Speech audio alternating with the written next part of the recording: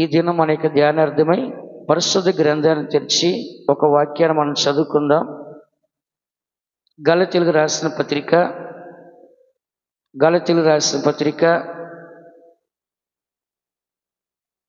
2వ అధ్యాయము 20వ వాక్యాన్ని మనం చదువుకుందాం. నేను క్రీస్తుతో కూడా సిలువ వేయబడి ఉన్నాను. ఇకను జీవించువాడను నేను కాను, క్రీస్తే నాయందు జీవించుచున్నాడు. నేనిప్పుడు శరీరమందు జీవించుచున్న జీవితము నన్ను ప్రేమించి నా కొరకు తన్ను తాను అప్పగించుకొనిన దేవుని కుమారుని యందలి విశ్వాసము వలన జీవించుచున్నాను. ఇక్కడ మనం చదువుతున్న వాక్యంలో పరిశుద్ధుడైన పౌలు 13 పత్రికలు అనేక సంఘాలకి ఆయన రాస్తున్నాడు. ఆయన రాయించిన ప్రతి పత్రికలో కూడా తన జీవిత అనుభవాన్ని చెప్తున్నాడు. ఆయన ధర్మశాస్త్రం అంతా తెలిసినవాడు. రోమా పౌరుడిగా కూడా ఆయన హక్కు ఉంది. పుట్టింది బెన్యామీన్ గోత్రం. అలాంటి ఒక గొప్ప వ్యక్తి యేసుక్రీస్తుని వ్యతిరేకించి అనేకులు చంపేసి చెరసాల్లో వేసి కొరడాలతో కొట్టి వాళ్ళని మరణించే వరకు కూడా హింసించేవాడు. స్టెఫెన్ గారిని చంపుతున్నప్పుడు దగ్గరుండి చంపించినవాడు. అలాంటి వ్యక్తిని దేవుడు రక్షించాడు. హింసించున్న యేసును నేనే అని మాట్లాడి అతన్ని రక్షించుకొని అతనికి బాప్తిసాన్ని పరిశుద్ధాత్మ అభిషేకాన్ని ఇచ్చి ఏ నోటితో యేసు అని చెప్పకూడదని చెప్పాడు, అది ఏ నోటితో యేసే దేవుడని ఆయన చేత దేవుడు చెప్పించున్నాడు. దేవుడికి అసాధ్యం ఏదైనా ఉందా? చెప్పండి. ఎవరైతే దేవునికి వ్యతిరేకంగా ఉన్నాడో అతని నోటితోనే యేసే క్రీస్తు అని చెప్పి దేవుడు సువార్త ప్రకటించి దేవుని కొరకు సజీవ యాగముగా ఆయన మరణించినట్లుగా మనం చదువుతున్నాం. అయితే ఇక్కడ తన జీవితాన్ని గురించి ఆయన మాట్లాడుతున్నాడు. నేను క్రీస్తుతో కూడా సిలువ వేయబడి ఉన్నాను, ఇకనో జీవించేవాడు నేను కాను, క్రీస్తే నా యందు జీవించున్నాడు. ఇప్పుడు ఆయన పూర్తిగా క్రీస్తులోకి వచ్చేసాడు. క్రీస్తు లోపలికి వచ్చేసాడు. ఇక లోకంలో లేడు, శరీరంలో లేడు, పాపంలో లేడు. ఆయన పూర్తిగా క్రీస్తు లోపలికి వచ్చేసి ఆయన క్రీస్తు లోపల సరెండర్ అయిపోయాడు. ఇప్పుడు ఆయన బయటికి కనబడట్లేదు. ఆయన చూస్తే ఎవరు కనబడుతున్నారు? క్రీస్తే కనబడుతున్నాడు. ఇంకా పౌలు కనబడట్లేదు. పౌలు దుర్మార్గుడు, హింసకుడు, హానికరుడు, దోషకుడు, దేవుని ప్రజల్ని చంపేవాడు. అలాంటి ఒక దుర్మార్గమైన మనిషి ఇప్పుడు ఆయన క్రీస్తులోకి వచ్చేసాడు. క్రీస్తులోకి వచ్చి తన జీవితం అంతా కూడా క్రీస్తుగా అప్పగించేశాడు. ఇక నా జీవితం నాకు వద్దు, క్రీస్తే నాలో కనపడాలి, నేను క్రీస్తులో ఉండాలి అని చెప్పి నేను క్రీస్తుతో కూడా సిలువ వేయబడి ఉన్నాను. క్రీస్తు ఏ విధంగా సిలువ వేయబడి ఉన్నాడో నేను క్రీస్తులోకి వచ్చి క్రీస్తుతో కూడా నేను సిలువ వేయబడి ఉన్నాను. ఇకనో జీవించేవాడు నేను కాదు, క్రీస్తే నాలో ఉన్నాడు. కాబట్టి ఇక నేను ఈ లోకంకి నాకు ఎటువంటి సంబంధము లేదు. సిలువను గురించి ఎన్ని సంవత్సరాలు చెప్పుకున్నా, 2000 సంవత్సరాలు చెప్పుకున్నా కూడా అది ఎలా ఉందంట? సిలువను గూర్చిన వార్త నశించున్నారికి వెర్రితనం, కానీ రక్షించబడుతున్న మనకి దేవుని యొక్క శక్తి. రక్షించబడే ప్రతి ఒక్కడికి కూడా సిలువను గూర్చిన వార్త ఎప్పుడు శక్తిగానే ఉంటుంది. కాబట్టి అనేకులు చనిపోయినారు, వాళ్ళ జ్ఞాపకాల్లో లేరు. కానీ క్రైస్తవులకి 4 దినాలు ముఖ్యమైన దినాలు. ఒకటి యేసుప్రభు మన కొరకు భూమి మీద జన్మించిన దినము, రెండోది యేసుక్రీస్తు మన కొరకు మరణించిన దినము, మూడోది యేసుక్రీస్తు మన కొరకు పునరుద్ధరణైన దినము, 4వది మనల్ని ఆయన తీసుకెళ్లే రాకడ దినం. కానీ ఇప్పుడు అందరూ కూడా ఏ దినం పండగ చేస్తున్నారు? ఇప్పుడు నెల్లూరులో ప్రతి చర్చి డెకరేషన్లు, ఇప్పుడు దగ్గర 1000 చర్చిలు ఉంటాయి, 10,000 మంది పాస్టర్లు ఉంటారు అక్కడ. ఎన్ని చర్చిలు డెకరేషన్ అంటే అంత భయంకరంగా చేసి పెట్టారు. దేనికి? క్రిస్మస్ పండుగ, యేసు ప్రభు జన్మించిన దినమని. కాబట్టి క్రైస్తవులు ఎప్పుడు కూడా మనము క్రీస్తులో ఉండాలి. క్రీస్తు బయట మనం ఉండకూడదు, క్రీస్తు లోపలే మనం ఉండాలి.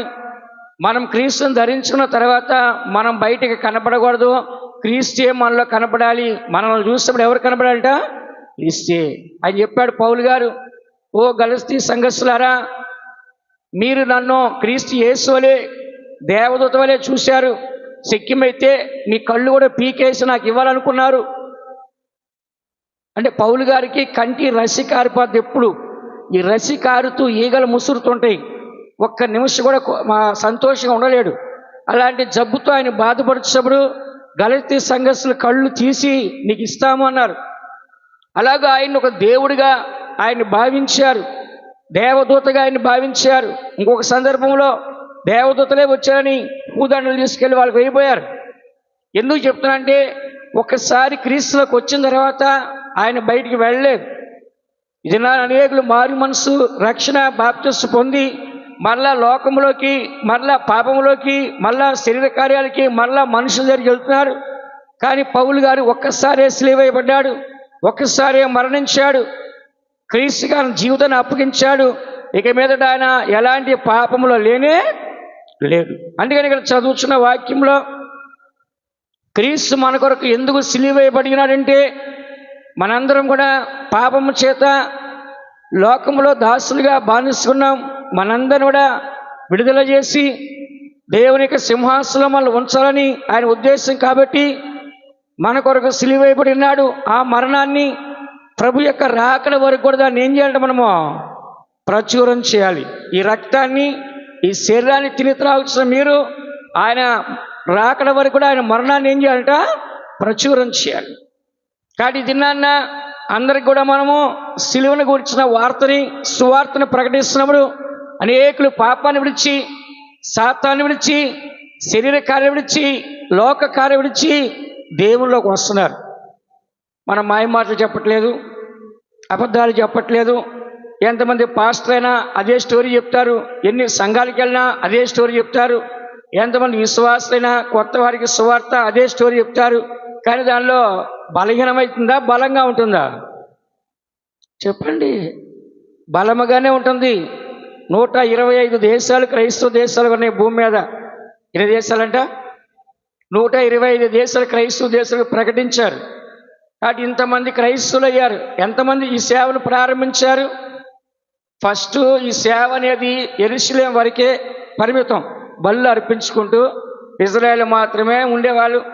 ఇజ్రాయేల్లో 12 గోత్రాల్లో ఏమైంది? రెహబాము కాలంలో 10 గోత్రాలు వెళ్ళిపోయి అన్ని జనులుగా మారిపోయారు. ఎన్ని గోత్రాలు మిగిలిన? ఇంకా 2 మిగిలినాయి. బెన్యామీను గోత్రము, యూదా గోత్రం. తర్వాత బెన్యామీను ఏమైంది? వెళ్ళిపోయింది. ఇప్పుడు ఎవరున్నారు? ఇప్పుడు యూదులు మాత్రమే. వాళ్ళు అక్కడి వరకే ఆరాధన చేస్తారు. కానీ ఒక యేసు ప్రభు ఈ లోకానికి వచ్చి ఆయన సేవ చేసి 12 మంది శిష్యులు తయారు చేసి ఆ 12 మందిని ప్రపంచం అంతా పంపించి ఇప్పుడు 125 దేశాలు క్రైస్తవ దేశాలు. ఎన్ని దేశాలంట? ఎంతమంది ప్రారంభించారు ఈ సేవని? యేసు ప్రభు ఒక్కడే. తర్వాత ఎంతమంది? 12 మంది. ఆ తర్వాత ఇప్పుడు ఏమైందంట? 125 దేశాలు. కాబట్టి ఎవరు చెప్పినా యేసు ప్రభు గురించి చెప్తారండి. ఆయన గురించి చెప్పకుండా ఇంకోటి చెప్పడానికి లేదు. కాబట్టి ఇక్కడ పౌలు గారు చెప్పేది ఏంటంటే, నేను క్రీస్తుతో కూడా సిలువేయబడి ఉన్నాను. ఇకనో జీవించువాడును నేను కాదు, క్రీస్తే నా యందు జీవించున్నాడు. నేను ఇప్పుడు శరీరమందు జీవించున్న జీవితమో నన్ను ప్రేమించి నా కొరకు తన్ను తాను అప్పగించుకున్న దేవుని కుమారుని అందలి విశ్వాసం వలన జీవించుచున్నాను. హల్లెలూయా.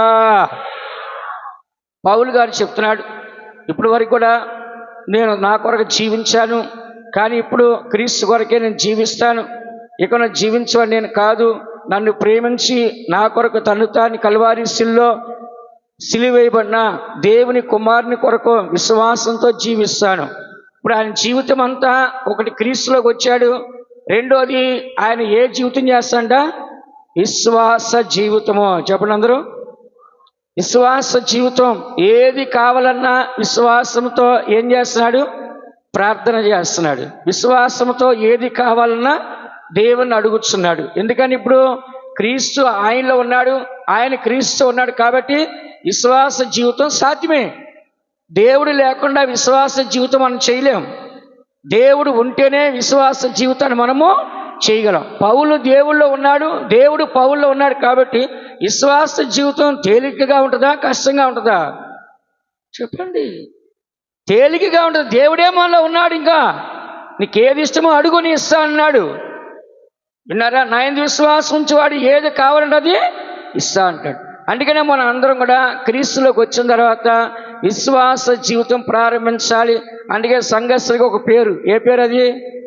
విశ్వాసులు. అంటే ఏంటి? విశ్వాసంతో జీవించేవాడు. ఎవరంట? నీతిమంతుడి విశ్వాసం మూలంగా జీవించింది. కాబట్టి మనం దేవునిలోకి వచ్చిన తర్వాత, బాప్తిస్మం పొందిన తర్వాత, నీతిమంతులుగా మారిన తర్వాత, నీతి యావత్ ఇప్పుడు ఇలా కానిమ్మని చెప్పాడు యేసుప్రభు యోహానుతో. బాప్తిస్మం పొందిన మనము నీతిమంతులుగా మారాం కాబట్టి ఏ పాపం లేదు. కాబట్టి నీతిమంతుడి ప్రార్థన బహు బలమైంది. నీతిమంతుడి విశ్వాసంతో ప్రార్థన చేస్తే ఏలియా ప్రార్థన చేసి ఆకాశ వర్షాన్ని ఇవ్వలేదు. కాబట్టి మనం నీతిమంతులుగా మారిన తర్వాత మన ప్రార్థన చాలా బలంగా ఉంటుంది. నీతిమంతులుగా ఉన్నాం కాబట్టి ఏ పాపం లేదు. కాబట్టి మనం ప్రార్థన చేస్తే దేవుడు వెంటనే ఆలకిస్తాడు. కాబట్టి విశ్వాస జీవితం నీతిమంతులకి చాలా తేలిక. అందుకని మనం కూడా చూసినట్లయితే మీ ఎదుట 4 విషయాలు మనం నేర్చుకుందాం. ఈ రోజున సిలువను గురించి 4 విషయాలు మనం నేర్చుకుందాం. మొట్టమొదటిగా మనము క్రీస్తుతో కూడా సిలువ వేయబడాలి. ఇకనో జీవించేవాడును నేను కాదు అనేది మనం చూసినట్లయితే 2 కొరింథీ రాసిన పత్రిక 5వ అధ్యాయము 16వ వాక్యం ఒకసారి చదివినట్లయితే, కావున ఇక మీదట మేము శరీర రీతిగా ఎవరినైనను ఎరుగము. మేము క్రీస్తును శరీర రీతిగా ఎరిగి ఉండినను ఇక మీదట ఆయనను అలాగూ ఎరుగము. ఇక్కడ మనం చదువుతున్న వాక్యంలో పౌలు గారు చెప్తున్నారు, కావున ఇక మీదట మేము శరీర రీతిగా ఎవరినైనా ఎరుగమో, మేము క్రీస్తును శరీర రీతిగా ఎరిగి ఉండినను ఇక మీదట ఆయనను కూడా అలాగూ ఎరుగం. అంటే ఇక్కడ మనం చూసినట్లయితే పౌలు గారు చెప్తున్నాడు కొరింథీ సంఘానికి, మేము ఇక మీదట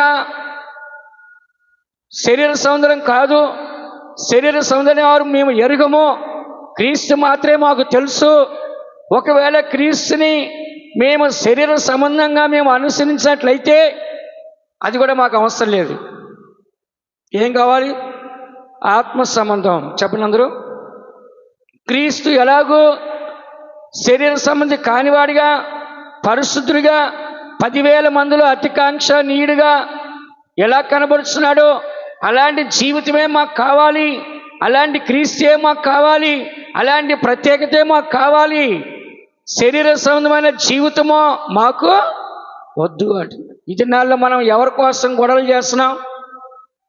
మన అమ్మా నాన్న కోసం, మన అత్తమామల కోసం, మన అన్నదమ్ముల కోసం, అక్క చెల్లెల కోసం, బంధువుల కోసం, రక్త సంబంధికుల కోసం, స్నేహితుల కోసమో కొట్లాడి, గొడవలాడి, పోరాడి, ఓడిపోయి, నష్టపోయి, కేసులు పెట్టుకొని, కొట్టుకొని, చంపుకొని, ఇవన్నీ ఎవరి కోసం జరుగుతున్నాయి? శరీర సంబంధమైన మనుషుల కోసం, మనుషుల కొరకు పోరాడుతున్నాం మనం. కానీ వీళ్ళెవరూ మనకు శాశ్వతం కాదు, వీళ్ళెవరూ మనతో పరలోకానికి రారు. కానీ మనం పూర్తిగా ఉండాల్సింది ఎవరితో అంటే దేవునితో. ఎవరితో అంట? దేవునితో. పౌలు గారి యొక్క జీవితంలో నాకు క్రీస్తు తప్ప ఇక ఎవరు వద్దు, ఇదే నిజమైన జీవితం, ఇదే నిజమైన మార్గం. కాబట్టి ఇక నేను ఎవరిని ఎరుగున శరీర సంబంధంగా. మనకు పొద్దున్న లెగిస్తే ఎవరు గుర్తుకు రావాలి? దేవుడే గుర్తుకు రావాలి. చెప్పండి అందరూ. ఉదయాన్నే ఎవరు గుర్తుకు రావాలి? దేవుడే గుర్తుకు రావాలి. ప్రార్థన, స్తోత్రములు, పాటలు, వాక్యము, దేవుని మందిరము, ఇదే మనకు గుర్తుండాలి. కొంతమంది లేకగానే ఫ్రెండ్స్ ఫోన్ చేయటం, స్నేహితులకు ఫోన్ చేయటం, అన్నదమ్ములకు ఫోన్ చేయటం, అక్క చెల్లికి ఫోన్ చేయటం, ఎంతసేపు కూడా శరీర సంబంధంగా మన మనుషుల మీద మనం ప్రేమలు పెట్టుకొని, మనుషుల్ని మనం ధరించుకొని, మనుషులతో మనం సంబంధం కలిగి ఉంటున్నాం. కానీ ఇక్కడ పౌలు గారు చెప్తున్నాడు, శరీర రీతిగా మేము ఎవరిని ఎరుగము. ఒకవేళ క్రీస్తుని శరీర రీతిగా మేము ఎరిగినట్లయితే ఇక మీదట ఆయన్ని కూడా మేము ఎరుగము అంటున్నారు. అందుకని మనం కూడా క్రీస్తుతో సిలువ వేయబడాలంటే మనం శరీర రీతిగా మనం ఏం చేయాలంట? సిలువ వేయబడాలి. యేసుప్రభు ఏం చేస్తాడంట? శరీరానికి సిలువ వేయబడినాడు. శరీరానికి ఆయన సిలువ వేయబడి సర్వలోక పాపానికి ప్రాయశ్చిత్తాన్ని కలగజేస్తాడు. లోక పాపములు మోసుకొని పోతున్న దేవుని గొర్రె పిల్లగా. అలాగనే మనం సర్వ శరీరంలో సకల శరీరంలో జరుగుతున్న ప్రతి అవయవంలో పాపాన్ని అరికట్టాలంటే ప్రతి అవయవాన్ని కూడా సిలువేయాలి. అంటున్నారా? ప్రతి అవయవాన్ని ఏం చేయాలంట? సిలువేసి పెట్టాలి. ఇక దాని ద్వారా ఏ నష్టం రాకుండా, ఏ శాతాను, ఏ పాపము, ఏ లోకము మళ్ళీ ప్రవేశించకుండా ఏం చేయాలంటే ప్రతి నిమిషం కూడా మన శరీరాన్ని ఏం చేయాలంట? చెప్పండి అందరూ. సిలువ వేయాలి. అంటే దేవుణ్ణి ఎక్కువగా మనం ప్రేమించాలి. ఎవరినంట? దేవుని కంటే ఎక్కువగా ఎవరినైతే ప్రేమిస్తున్నావో నువ్వు మనిషి రీతిగా శరీర సంబంధిగా నీవు అనేక సమస్యలు తెచ్చుకుంటావు, కానీ దానివల్ల ఏ లాభమో ఉండదు. మత్తయి సువార్త 10వ అధ్యాయము 37వ వాక్యం ఒకసారి చదవండి. మత్తయి సువార్త 10వ అధ్యాయము 37వ వాక్యాన్ని ఒకసారి చదవండి. తండ్రినైనను తల్లినైనను నాకంటే ఎక్కువగా ప్రేమించువాడు నాకు పాత్రుడు కాడు. కుమారునినైనను కుమార్తెనైనను నాకంటే ఎక్కువగా ప్రేమించువాడు నాకు పాత్రుడు కాడు. తన సిలువను ఎత్తుకొని. చాలు. ఇక్కడ మనం చదువుతున్న వాక్యంలో తండ్రినైనను తల్లినైనను నాకంటే ఎక్కువగా ప్రేమించేవాడు నాకు పాత్రుడు కాడు. అంటే దేవుడు ప్రేమించొద్దు అని చెప్పలేదు. తల్లిని ప్రేమించు, సన్మానించు, ఘనపరచు అని చెప్పాడు. కానీ ఎవరికంటే ఎక్కువగా ప్రేమించకూడదు చెప్పండి? దేవుణ్ణే మనం ఆరాధించాలి, మనుషుల్ని ఆరాధించకూడదు. వింటున్నారా? దేవుడి కంటే ఎక్కువగా ఎవరు మనం ప్రేమించకూడదు. దేవుని కంటే ఎక్కువగా ఏదైతే ప్రేమిస్తామో దానివల్ల మనకు నష్టమే కలిగిద్ది. కానీ దేవుణ్ణి ఎంత ఎక్కువ ప్రేమించినా మనకి నష్టం కలగదు. దేవుడు మనకి కీడు చేస్తాడా? ఏ రోజైనా దేవుడు ఆయన్ని ప్రేమించిన వారిని మోసం చేస్తాడా? దేవుడు ఆయన్ని ప్రేమించిన వారిని చేయొదిలేస్తాడా? దేవుణ్ణి ప్రేమించిన వారిని ఆయన ద్వేషిస్తాడా? లేదు. మనుషులు ప్రేమిస్తే నీకు ద్వేషము, గొడవలు అన్నీ వస్తాయి. దేవుని నువ్వు ఎంత ప్రేమించినా నీకు నష్టం అనేది రాదు. అందుకని ఎవరిని ఎక్కువ ప్రేమించాలి మనం? దేవుణ్ణి. చెప్పండి అందరూ. ఎవరినంట? దేవుని కంటే ఎక్కువగా మనం ఎవరిని ప్రేమించొద్దు. తల్లిని ప్రేమించండి, పిల్లల్ని ప్రేమించండి, అన్నదమ్ములు అక్క చెల్లి ప్రేమించండి, కానీ దేవుని కంటే ఎక్కువగా మాత్రము ప్రేమించొద్దు. తన సిలువను ఎత్తుకొని దేవుని ఏం చేయాలంట? వెంబడించాలి. సిలువ అంటే శ్రమల జీవితం. ఏ జీవితం అంట? సిలువ అంటే శ్రమలు. కాబట్టి యేసు ప్రభుని సిలువ వేసినప్పుడు ఆయన ఎంతో శ్రమతోని ఆ మరణాన్ని ఆయన ముగించినట్లుగా మనందరికీ తెలుసు. కాబట్టి దేవుని బిడ్డలారా, మనము యేసు ప్రభు కూడా ఈ లోకంలో ఉన్నప్పుడు కన్న తల్లిదండ్రులు కూడా ఆయన శారీరకంగా ద్వేషించాడు. మత్తయి సువార్త 12వ అధ్యాయము 48వ వాక్యం మనం చదివినట్లయితే, అందుకు ఆయన తనతో ఈ సంగతి చెప్పిన వాని చూచి, నా తల్లి ఎవరు, నా సహోదరులు ఎవరు అని చెప్పి తన శిష్యుల వైపు చెయ్యి చాపి, ఇదిగో నా తల్లియు నా సహోదరులను, పరలోకమందున నా తండ్రి చిత్తము చొప్పున చేయువాడే నా సహోదరుడును, నా సహోదరియు నా తల్లియు అనేను. ఇక్కడ మనం చదువుతున్న వాక్యంలో యేసు ప్రభు ఈ రోజుకి నేను నిలబడి ప్రసంగం చేసేట్లుగానే ఒక మీటింగ్లో యేసు ప్రభు ప్రసంగం చేస్తున్నప్పుడు వాళ్ళ అమ్మ వాళ్ళ అన్నదమ్ములు వచ్చి యేసు ప్రభుని మేము కలవాలని చెప్పారు శిష్యుడితో. ఆ శిష్యుడు వచ్చి, ప్రభువా మీ అమ్మగారు, మీ తమ్ముళ్ళు, మీ చెల్లి వచ్చారు అని చెప్పినప్పుడు ఆయన చెప్పాడు, ఎవరు నా తల్లి, ఎవరు నా చెల్లి, ఎవరు నా తమ్ముడు అంటున్నాడు. పరలోకమందున్న నా తండ్రి చిత్తం చేయవాడే నా సహోదరుడు, నా యొక్క సహోదరి. ఇప్పుడు యేసు ప్రభు ఆ యొక్క మాదిరి చూపించలేదా? చూపించాడు లేదా? ఆయన తల్లికి పుట్టాడు, ఆయనకి మరి తర్వాత తండ్రి యేసేపు ఉన్నాడు, తర్వాత తమ్ముళ్ళు పుట్టారు, అమ్మకి చెల్లెలు పుట్టారు. అయినా కూడా ఆయన ఎలా ఉన్నాడంటే ఆత్మానుసారంగా ఉన్నాడు. వాళ్ళ మధ్యలో ఉన్నప్పటికీ ఆయన వాళ్ళతో ఎక్కువ రక్త సంబంధాన్ని ఆయన పెట్టుకోకుండా దేవునితో సంబంధం పెట్టుకున్నాడు. లూకాసు సువార్త 2వ అధ్యాయంలో మీరు చూడండి, 49వ వాక్యంలో యేసు ప్రభు అంటున్నాడు, నా తండ్రి పనుల మీద నేను ఉన్నానని మీరు ఎరుగురా? ఆయన మీరెలా నన్ను వెతుకుచుంటిరి, నేను నా తండ్రి పనుల మీద ఉండవలనని మీరు ఎరుగరా అని. చాలు. మరియమ్మ యేసేపు యేసు ప్రభుని యెరూషలేములో పండగలు వదిలేసి కొంత దూరం వెళ్ళిపోయినారు. 2 రోజులు మళ్ళా తిరిగి వచ్చారు. ఆయన సేవకుల దగ్గర వాక్య ప్రశ్నలు వేస్తూ ఉన్నాడు. నాయనా ఏంటి ఇంత పని చేసావు, మమ్మల్ని వదిలేసావు, మేము ఎంత టెన్షన్ పడ్డామో, అని మరియమ్మ ప్రేమగా మాట్లాడింది. ఆయన చెప్పాడు, అమ్మా నేను నా తండ్రి పని మీద ఉన్నాను, నీకు తెలియదా? అసలు ఆయన తండ్రి తల్లి ఎవరో మరియమ్మ, యేసేపు. కానీ ఆయన ఏమంటున్నాడు, అమ్మా నేను తండ్రి పనుల మీద, నా తండ్రి పనులు అంటే వీళ్ళ తల్లిదండ్రులు కాదు. ఎందుకని? వీళ్ళ అక్షరానుసారమైన శరీర సంబంధమైన తల్లిదండ్రులు పరిశుద్ధాత్మల జన్మనివ్వడానికి మరియమ్మ గర్భాన్ని దేవుడు వాడుకున్నాడు. కానీ నేను నా తండ్రి పని మీద ఉన్నా అని చెప్తున్నాడు. కానీ యేసు ప్రభు కూడా శరీర సంబంధాలు ఎక్కువగా ప్రేమించాడా, రక్త సంబంధికుల్ని ద్వేషించాడా? ద్వేషించాడు. దేవుని కంటే ఎక్కువగా ప్రేమించలేదు. ప్రేమించాడా?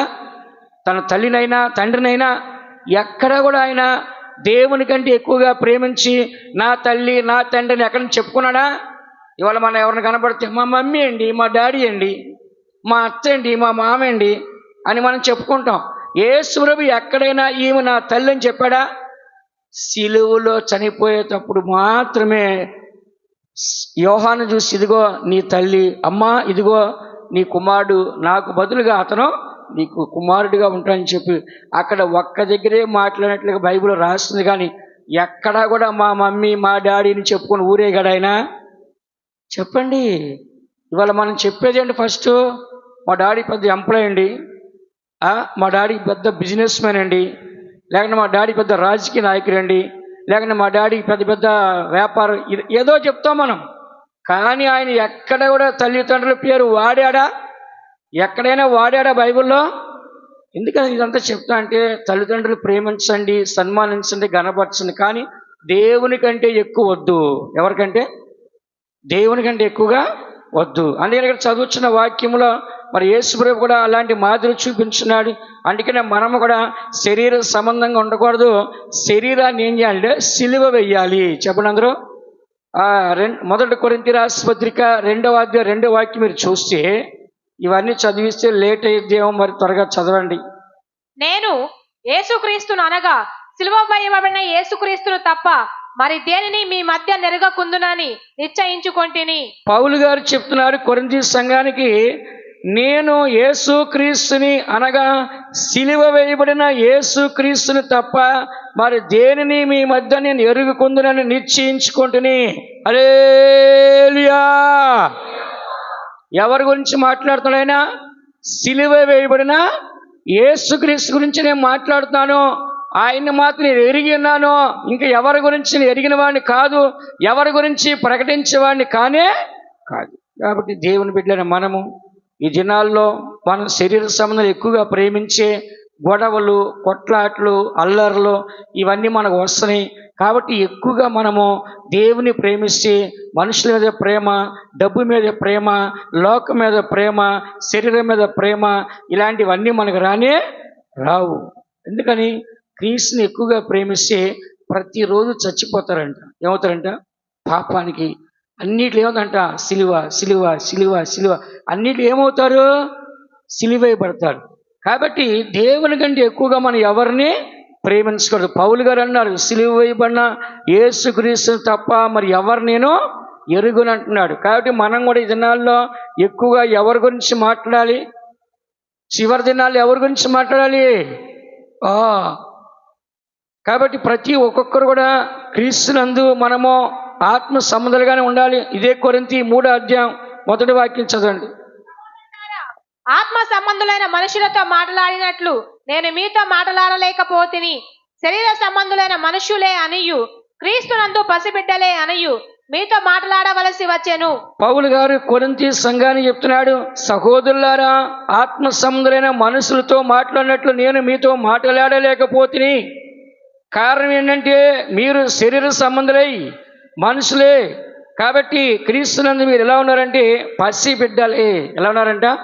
పసిబిడ్డలే. కాబట్టి మనం క్రీస్తులోకి వచ్చిన తర్వాత మారు మనసు, పాపక్షమాపణ, బాప్తిస్మము, పరిశుద్ధాత్మ అభిషేకము, వరములు పొందుకొని బాగా వాక్యాన్ని చదివి దేవుని యొక్క స్వరాన్ని వినాలి, దేవుని యొక్క దర్శనాలు మనం చూడాలి. దేవునితో ఆత్మతో మనం నడిచేవారికి మనం ఉన్నట్లయితే మనం పెద్దవాళ్ళమే. కానీ ఇక్కడ మనం చదువుతున్నాం, క్రీస్తునందు మీరు పసిబిడ్డలే. ఎవరంట? పసిబిడ్డలు అంటే ఎవరండి? సరైన మారు మనసు లేనివారు, సరైన పాపక్షమాపణ లేనివారు, సరైన బాప్తిస్తం లేనివారు, సరైన వాక్య అనుభవం లేనివారు, పరిశుద్ధాత్మ అభిషేకం లేనివారు, వీళ్ళందరూ ఎవరంట? క్రీస్తునందు పసిబిడ్డలే. కాబట్టి పౌలు గారు తాను దేవునిలో బలముగా ఉన్నాడు, సంఘము కూడా దేవునిలో ఎలాగుండాలని కోరుచున్నాయన? సంఘము బలముగా ఉండాలని ఆయన కోరుచున్నాడు. కాబట్టి మనం ఆత్మలో ఎదగాల, శరీరంలో ఎదగాల. గలతీ 3:3 సహోదరులారా, గలతీలారా, మీరు ఎంత అవివేకులైతిరా, మొదట ఆత్మానుసారంగా ప్రారంభించి ఇప్పుడు శరీరానుసారంగా సంపూర్ణులైపోతారా? ఏంటిది? బాగలేదు. ఆత్మలో ప్రారంభించారు కానీ ఆత్మలో ముగించలేదు. మీరు ఆత్మలోంచి మళ్ళీ ఎక్కడికి వచ్చారు? శరీరంలోకి వచ్చారు. అంటే ఏంటి? మళ్ళా మొదటి జీవితానికి వచ్చేసారు. కాబట్టి ఒకసారి వదిలేసిన తర్వాత మనం ముందుకు వెళ్ళాలి, కానీ మళ్ళా దాని దగ్గర వెనకబడిన జీవితం. ఏ జీవితం అంట? కుక్క తన వాంతికి, పంది తన బురదకెళ్ళినట్లుగా మనం వెళ్ళకూడదని రాస్తుంది. ఏ జీవితంతో అసహించుకొని ద్వేషించి విడిచిపెట్టి వచ్చామో మరలా ఆ జీవితాన్ని మనం వెళ్ళొచ్చా వెళ్ళకూడదా? చెప్పండి అందరూ, వెళ్ళొచ్చా వెళ్ళకూడదా? వెళ్ళకూడదు. కాబట్టి ప్రతి మనిషి కూడా ఈ దినాన్న నువ్వు బ్రతికినా క్రీస్తు కొరకే, చనిపోయినా క్రీస్తు కొరకే. ఎందుకంటే క్రీస్తు మన కొరకు చనిపోయి మన కొరకు అక్కడ సియోన్ని, యెరూషలేముని ఆయన కట్టుచున్నాడు.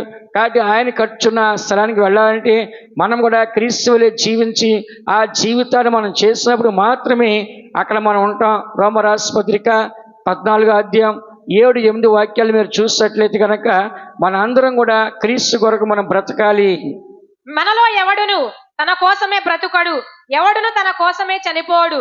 మనము బ్రతికినాను ప్రభువు కోసమే బ్రతుకుచున్నాము, చనిపోయినాను ప్రభువు కోసమే చనిపోవచ్చున్నాము.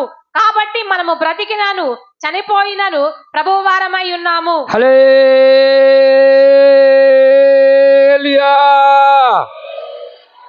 మనలో ఎవడును తన కోసమే బ్రతకడు, ఎవడును తన కోసమే చనిపోడు.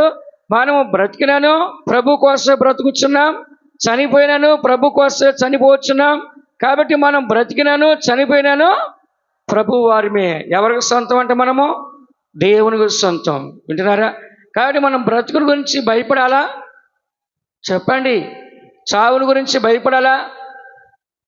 దేవుని కొరకే జన్మించాము, దేవుని కొరకే జీవిస్తాము, దేవుని కొరకే మరణిస్తాము, పరలోకానికి వెళతాం. ఈ దినాల్లో అందరికీనంటే చావు అంటే భయం. నాకు ఇప్పుడు మరణం వస్తుంది, దేవుడు నువ్వు చనిపోతావు అని చెప్తాడు అంటే భయం అనేవాళ్ళు ఒకసారి హల్లెలూయా చెప్పండి. హల్లెలూయా. బాగానే వింటున్నారా? బాగానే అర్థమవుతుంది. సరే, అయితే దేవుడు ఇప్పుడు రా అంటే మనం సంతోషంగా వెళ్ళిపోతాం. ఎందుకని?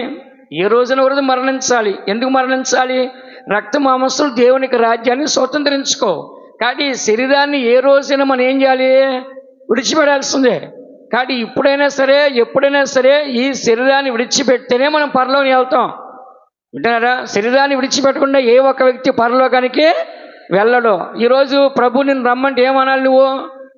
అంతకంటే ధన్యత ఇంకేమని చెప్పండి. నేను రేపు వస్తాలే, ఒక నెల అయిన తర్వాత వస్తాలే, పిల్లలకు పెళ్లి చేసి వస్తాలే, మనవడు మనవరాలు పుట్టిన తర్వాత వస్తాలే అని చెప్తారా? చెప్పండి. దేవుని యొక్క రాకడ, దేవుని యొక్క పిలుపు ఒక్క రెప్పపాటిని. ఎంతసేపు అంట? నీకు అంత టైం ఇవ్వడం, అంత టైం ఉండదో, ఒక్క రెప్పపాటిని అంతా అయిపోయింది. విన్నారా? కాబట్టి దేవుని బిడ్డరా మనము ఎలాగ ఉండాలంటే క్రీస్తుతో కూడా సిలువేయబడి కంప్లీట్గా క్రీస్తులోకి వెళ్ళిపోయి క్రీస్తులో మెల్ట్ అయిపోవాలి. అంటే అండి క్రీస్తులో ఇమిడిపోవాలి, క్రీస్తులో పూర్తిగా మనం కలిసిపోవాలి. ఒక నదిలో నీళ్లు సముద్రంలోకి ఎలాగ వెళ్ళిపోతాయో అలాగే పూర్తిగా ఎక్కడికి వెళ్ళాలి మనము? గలతీ రాసిన పత్రిక 3:27 చూడండి. గలతీ రాసిన పత్రిక 3:27 చూడండి. క్రీస్తులోనికి బాప్తిస్మము పొందిన మీరందరూ క్రీస్తును ధరించుకొని ఉన్నారు. హల్లెలూయా. క్రీస్తులోనికి బాప్తిస్మం పొందిన మీరందరూ కూడా క్రీస్తును ధరించుకున్నాం. అంటే ఇప్పుడు ఏంటి? నా వైపు చూడండి అందరూ. ఇప్పుడు బట్టలు ధరించుకుంటే ఇప్పుడు మనకి ఏం కనపడుతుంది? మనిషి చూడగానే మన వస్త్రాలు కనపడతాయి. ఏదైతే మనం ధరించుకున్నామో, తెల్ల వస్త్రం ధరించి తెల్లగా, నల్ల వస్త్రం నల్లగా, ఎర్ర వస్త్రం ధరించి ఎర్ర కనబడతాం. అలాగనే బాప్తిస్మం పొందిన తర్వాత మనం క్రీస్తు లోపలికి వెళ్ళిపోయి సిలువేయబడి చనిపోయిన తర్వాత ఇక మనం కనబడము, క్రీస్తే మనలో కనబడతాడు. ఇప్పుడు క్రీస్తునికి బాప్తిస్మం పొందే మన అందరూ ఎవరిని ధరించుకున్నాం? మనము క్రీస్తుని. ఇప్పుడు మనం క్రీస్తులో ఉండాలా వద్దా? అప్పుడు పౌలు గారు క్రీస్తు లోపల ఉన్నాడా, క్రీస్తు బయట ఉన్నాడా? గట్టి చెప్పండి. లోపలే ఉన్నాడు. ఇప్పుడు మనం లోపల ఉండాలా బయట ఉండాలా? బయట ఉంటే సైతాన్ని ఎత్తుకుపోద్ది మనల్ని. నిజంగా రాత్రి పగళ్ళు ఏం చేస్తాడంటే ఆ గర్జన వలె ఎవరిని మురింగుదని ఏం చేస్తుంది? తిరుగులాడుతుంటది. నువ్వు క్రీస్తులో ఉండకుండా క్రీస్తు బయట ఉన్నావా, సైతాన్ని ఎత్తుకుపోద్ది. అందుకని ఎక్కడ ఉండాలి మనము? చెప్పండి అందరూ. క్రీస్తు లోపల ఉండాలి. క్రీస్తు లోపల ఉంటే ఎవడైనా మనల్ని ఎత్తుకెళ్ళగలడా? నా చేతిలోంచి ఎవడో అపహరించడు. నాకంటే నా తండ్రి ఇంకా గొప్పవాడు. ఆయన చేతిలో నుండి ఎవడో అపహరించడు. చూడుము నా చేతిలోనే ఉన్నావు. ఆ దేవుని లోపలికి వెళ్ళిపోయిన తర్వాత నిన్ను టచ్ చేసేవాడు ఎవడు కూడా ఉండడు. ఎవరు కూడా నీ దగ్గర రావాలంటే దేవుణ్ణి జయించాలి. దేవుడే ఆది అంతమైనాడు, ఆయన జయించే ఉన్నాడు ఇంకా. అందుకనే మన అందరం కూడా సరైన పాపక్షమాపణ, మారు మనసు, బాప్తిసం పొంది క్రీస్తులోకి మనం వచ్చేసినట్లయితే మనం ఇంకా క్రీస్తుతో కూడా సిలువ వేయబడిన వారిమే, ఎక్కడో జీవించేవారు మనము కాదు. ఇప్పుడు మనల్ని ఎవరు కనపడాలి? మనం చూడగానే ఎవరు కనపడాలి? చెప్పండి అందరూ. క్రీస్తు కనపడాలి. మన మాటలు, మన క్రియలు, మన స్వభావం. బైబిల్ ఒక మాట రాస్తుంది, యేసు ప్రభు తన స్వభావానికి తాను విరోధంగా ఏమి చేయడంట. అంటే తన స్వభావాన్ని, తన క్యారెక్టర్ని ఏ మాత్రం మార్చుకోడంట. విన్నారా? కాబట్టి మనము కూడా ఎలాంటి పరిస్థితులు వచ్చినా మన యొక్క స్వభావాన్ని మనం మార్చుకొని మన జీవితాన్ని మనం పాడు చేసుకోకూడదు. యేసు ప్రభు తన స్వభావాన్ని ఎంత మాత్రం ఆయన పాడు చేసుకోలేదు. అందుకని మనము క్రీస్తులో ఉంటే క్రీస్తు స్వభావం మనకు ఉంటుంది, క్రీస్తు యొక్క ఆలోచన మనకు ఉంటుంది, క్రీస్తు యొక్క ప్రేమ మనకు ఉంటుంది, క్రీస్తు యొక్క దైవికం ఉంటుంది, క్రీస్తు యొక్క ఆత్మానుసారం జీవితం ఉంటుంది. కాబట్టి మీరు అందరూ కూడా ఈ దినాన్ని మనం ఎలా ఉండాలంటే దేవుని యొక్క క్రీస్తు లోపల మనము ఉండాలి. ఈ వారము నేను వరంగల్ పోవాల్సిన మీటింగ్కి నాకు ప్రేరేపణ లేదు, నేను రానని చెప్పేశాను. వెంటనే మీ పాస్టర్ ఫోన్ చేశారు. వాళ్ళు నాకు 10 సార్లు వెళ్ళి అక్కడికి ఆల్రెడీ, కానీ మీ పాస్టర్ ఎవరో నాకు తెలియదు. ఆయన ఫోన్ చేసి ఆయన అడిగాడు మీరు రావాలని. దేవుడు నన్ను ఆత్మలో ప్రేరేపించి వెళ్ళాలని చెప్పినప్పుడు నేను ఈరోజు ఇక్కడికి వచ్చాను. ఈ మధ్యలో నేను కూడా డబ్బులకి ఎక్కడ ఆశపడి వెళ్ళేవాడిని కాదు. పేరు కోసం, ఘనత కోసం ఎక్కడికి వెళ్ళను.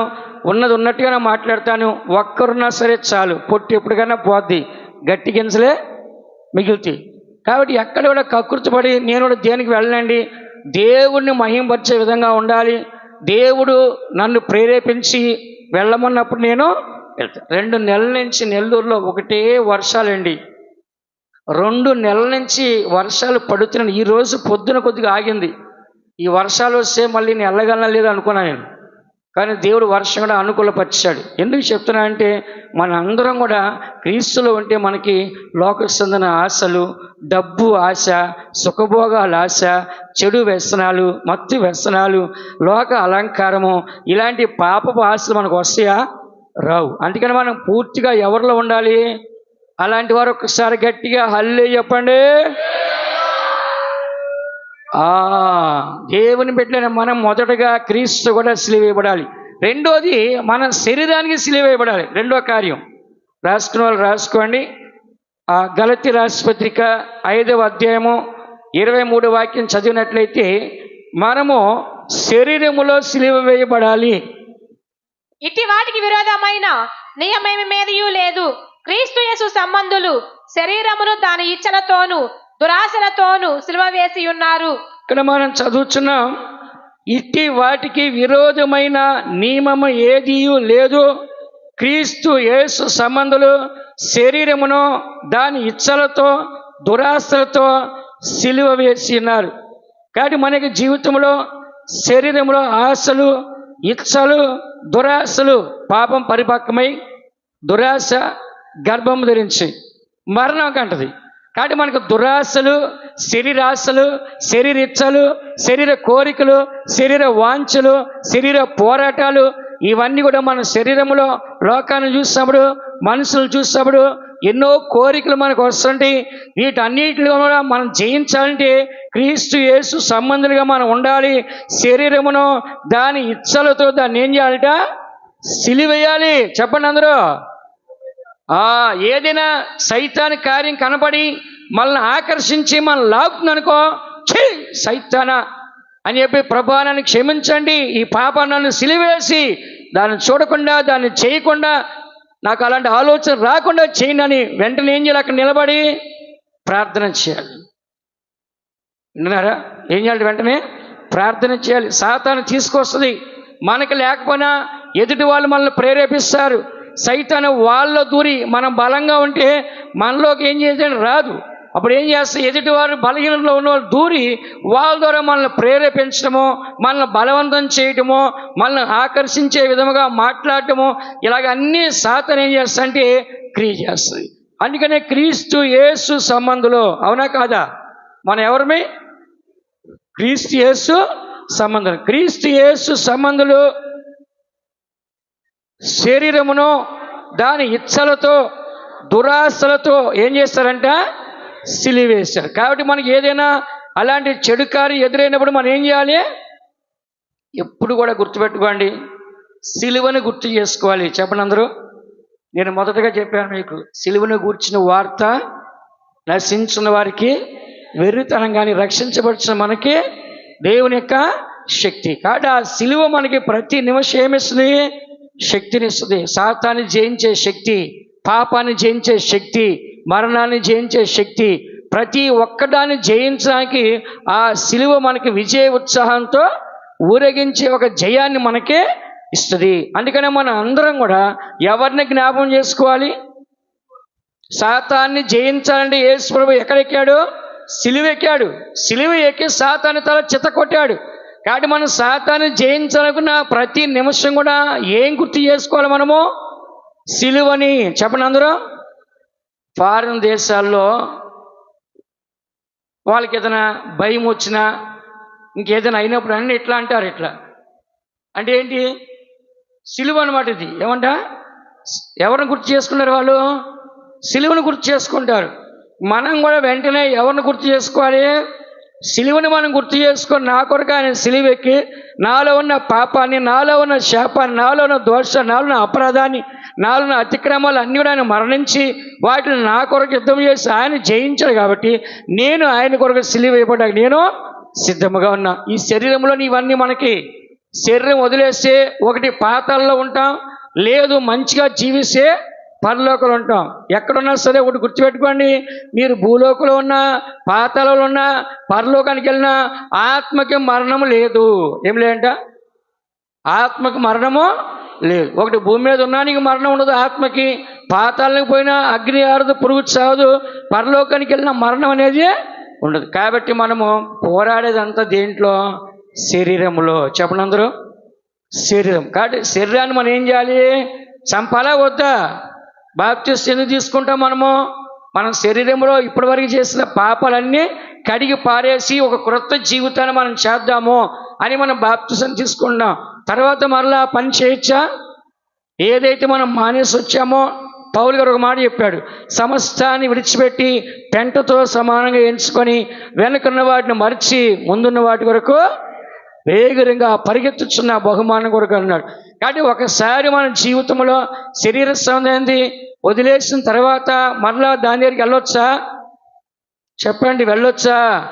వెళ్ళకూడదు. అందుకనే మనం మన యొక్క జీవితంలో శరీరానికి మనం ఏం చేయాలంటే సిలువ వేయబడాలి, క్రీస్తునే మనం ధరించుకోవాలి. రోమ రాష్ట్ర పత్రిక 13వ అధ్యాయం 14వ వాక్యం మీరు చదివినట్లయితే, రోమిలి రాష్ట్ర పత్రిక 13వ అధ్యాయం 14వ వాక్యాన్ని ఒకసారి చదవండి. మెట్టుకు ప్రభువైన యేసుక్రీస్తును ధరించుకొనిన వారై శరీరేచ్ఛలను నెరవేర్చుకొనుటకు శరీరము విషయమై ఆలోచన చేసుకొనకుడి.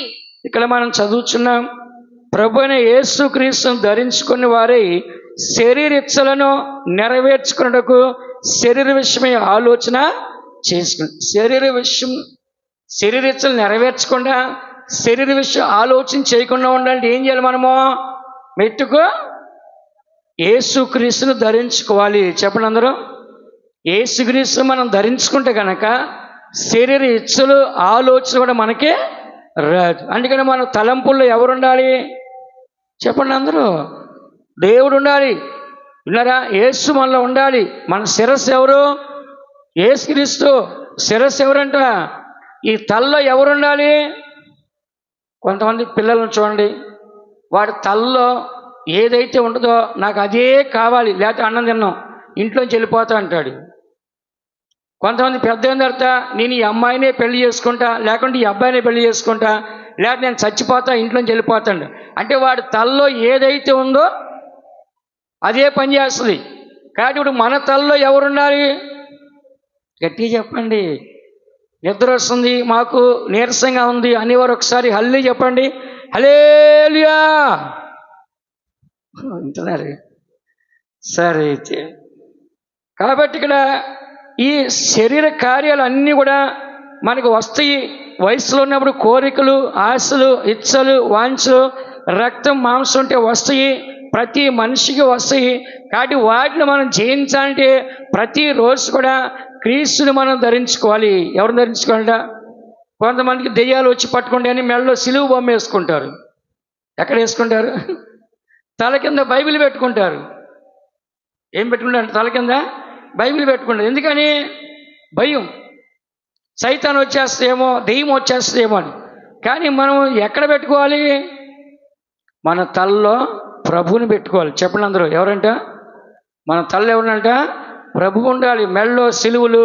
కొంతమందికి భయం వేస్తే ప్రార్థన చేసి నూనె రాసేసుకొని ఫుల్గా తలనిండా రాసేసుకొని పండుకుంటారు. ఎందుకని? దెయ్యం వస్తుందేమో అని. అవన్నీ తాత్కాలికమని. మన మనసులోనే ప్రభు ఉంటే అసలు భయమే రాదు. మన మనసులో ప్రభు ఉంటే సాతాను మన దగ్గరకే రాదు. మన మనసులో ప్రభు ఉంటే సాతాను మనం జయించలేదు. కాబట్టి మన మనసు నిండా ఎవరుండాలి? మన మనసులో చెప్పండి. క్రీస్తు మనసుని మీరు ధరించుకోండి అని రాస్తుంది బైబిల్లో కదా. క్రీస్తు యొక్క మనసు మరి ఏం చేయాలంట? ధరించుకుంటే కనుక సైతాను వస్తుందా? రానే రాదు. అందుకనే మన అందరం కూడా ఈ సత్యాన్ని చదువుచున్నాం. శరీర కార్యాలన్నీ కూడా ఏం చేయాలంటే మనము సిలువ వెయ్యాలి. శరీరానికి ఆత్మ, ఆత్మ శరీరం ఏమైందంట? విరోధంగా పోరాడితే. గలతీ రాసిన పత్రిక 5వ అధ్యాయం 16-17 వాక్యాల్లో రాస్తుంది. నేను చెప్పున్నది ఏమనగా ఆత్మానుసారముగా నడుచుకొనుడి, అప్పుడు మీరు శరీరేచ్ఛను నెరవేర్చరు. శరీరము ఆత్మకును, ఆత్మ శరీరమునకును విరోధముగా అపేక్షించును. ఇవి ఒకదానికొకటి వ్యతిరేకముగా ఉన్నవి గనుక.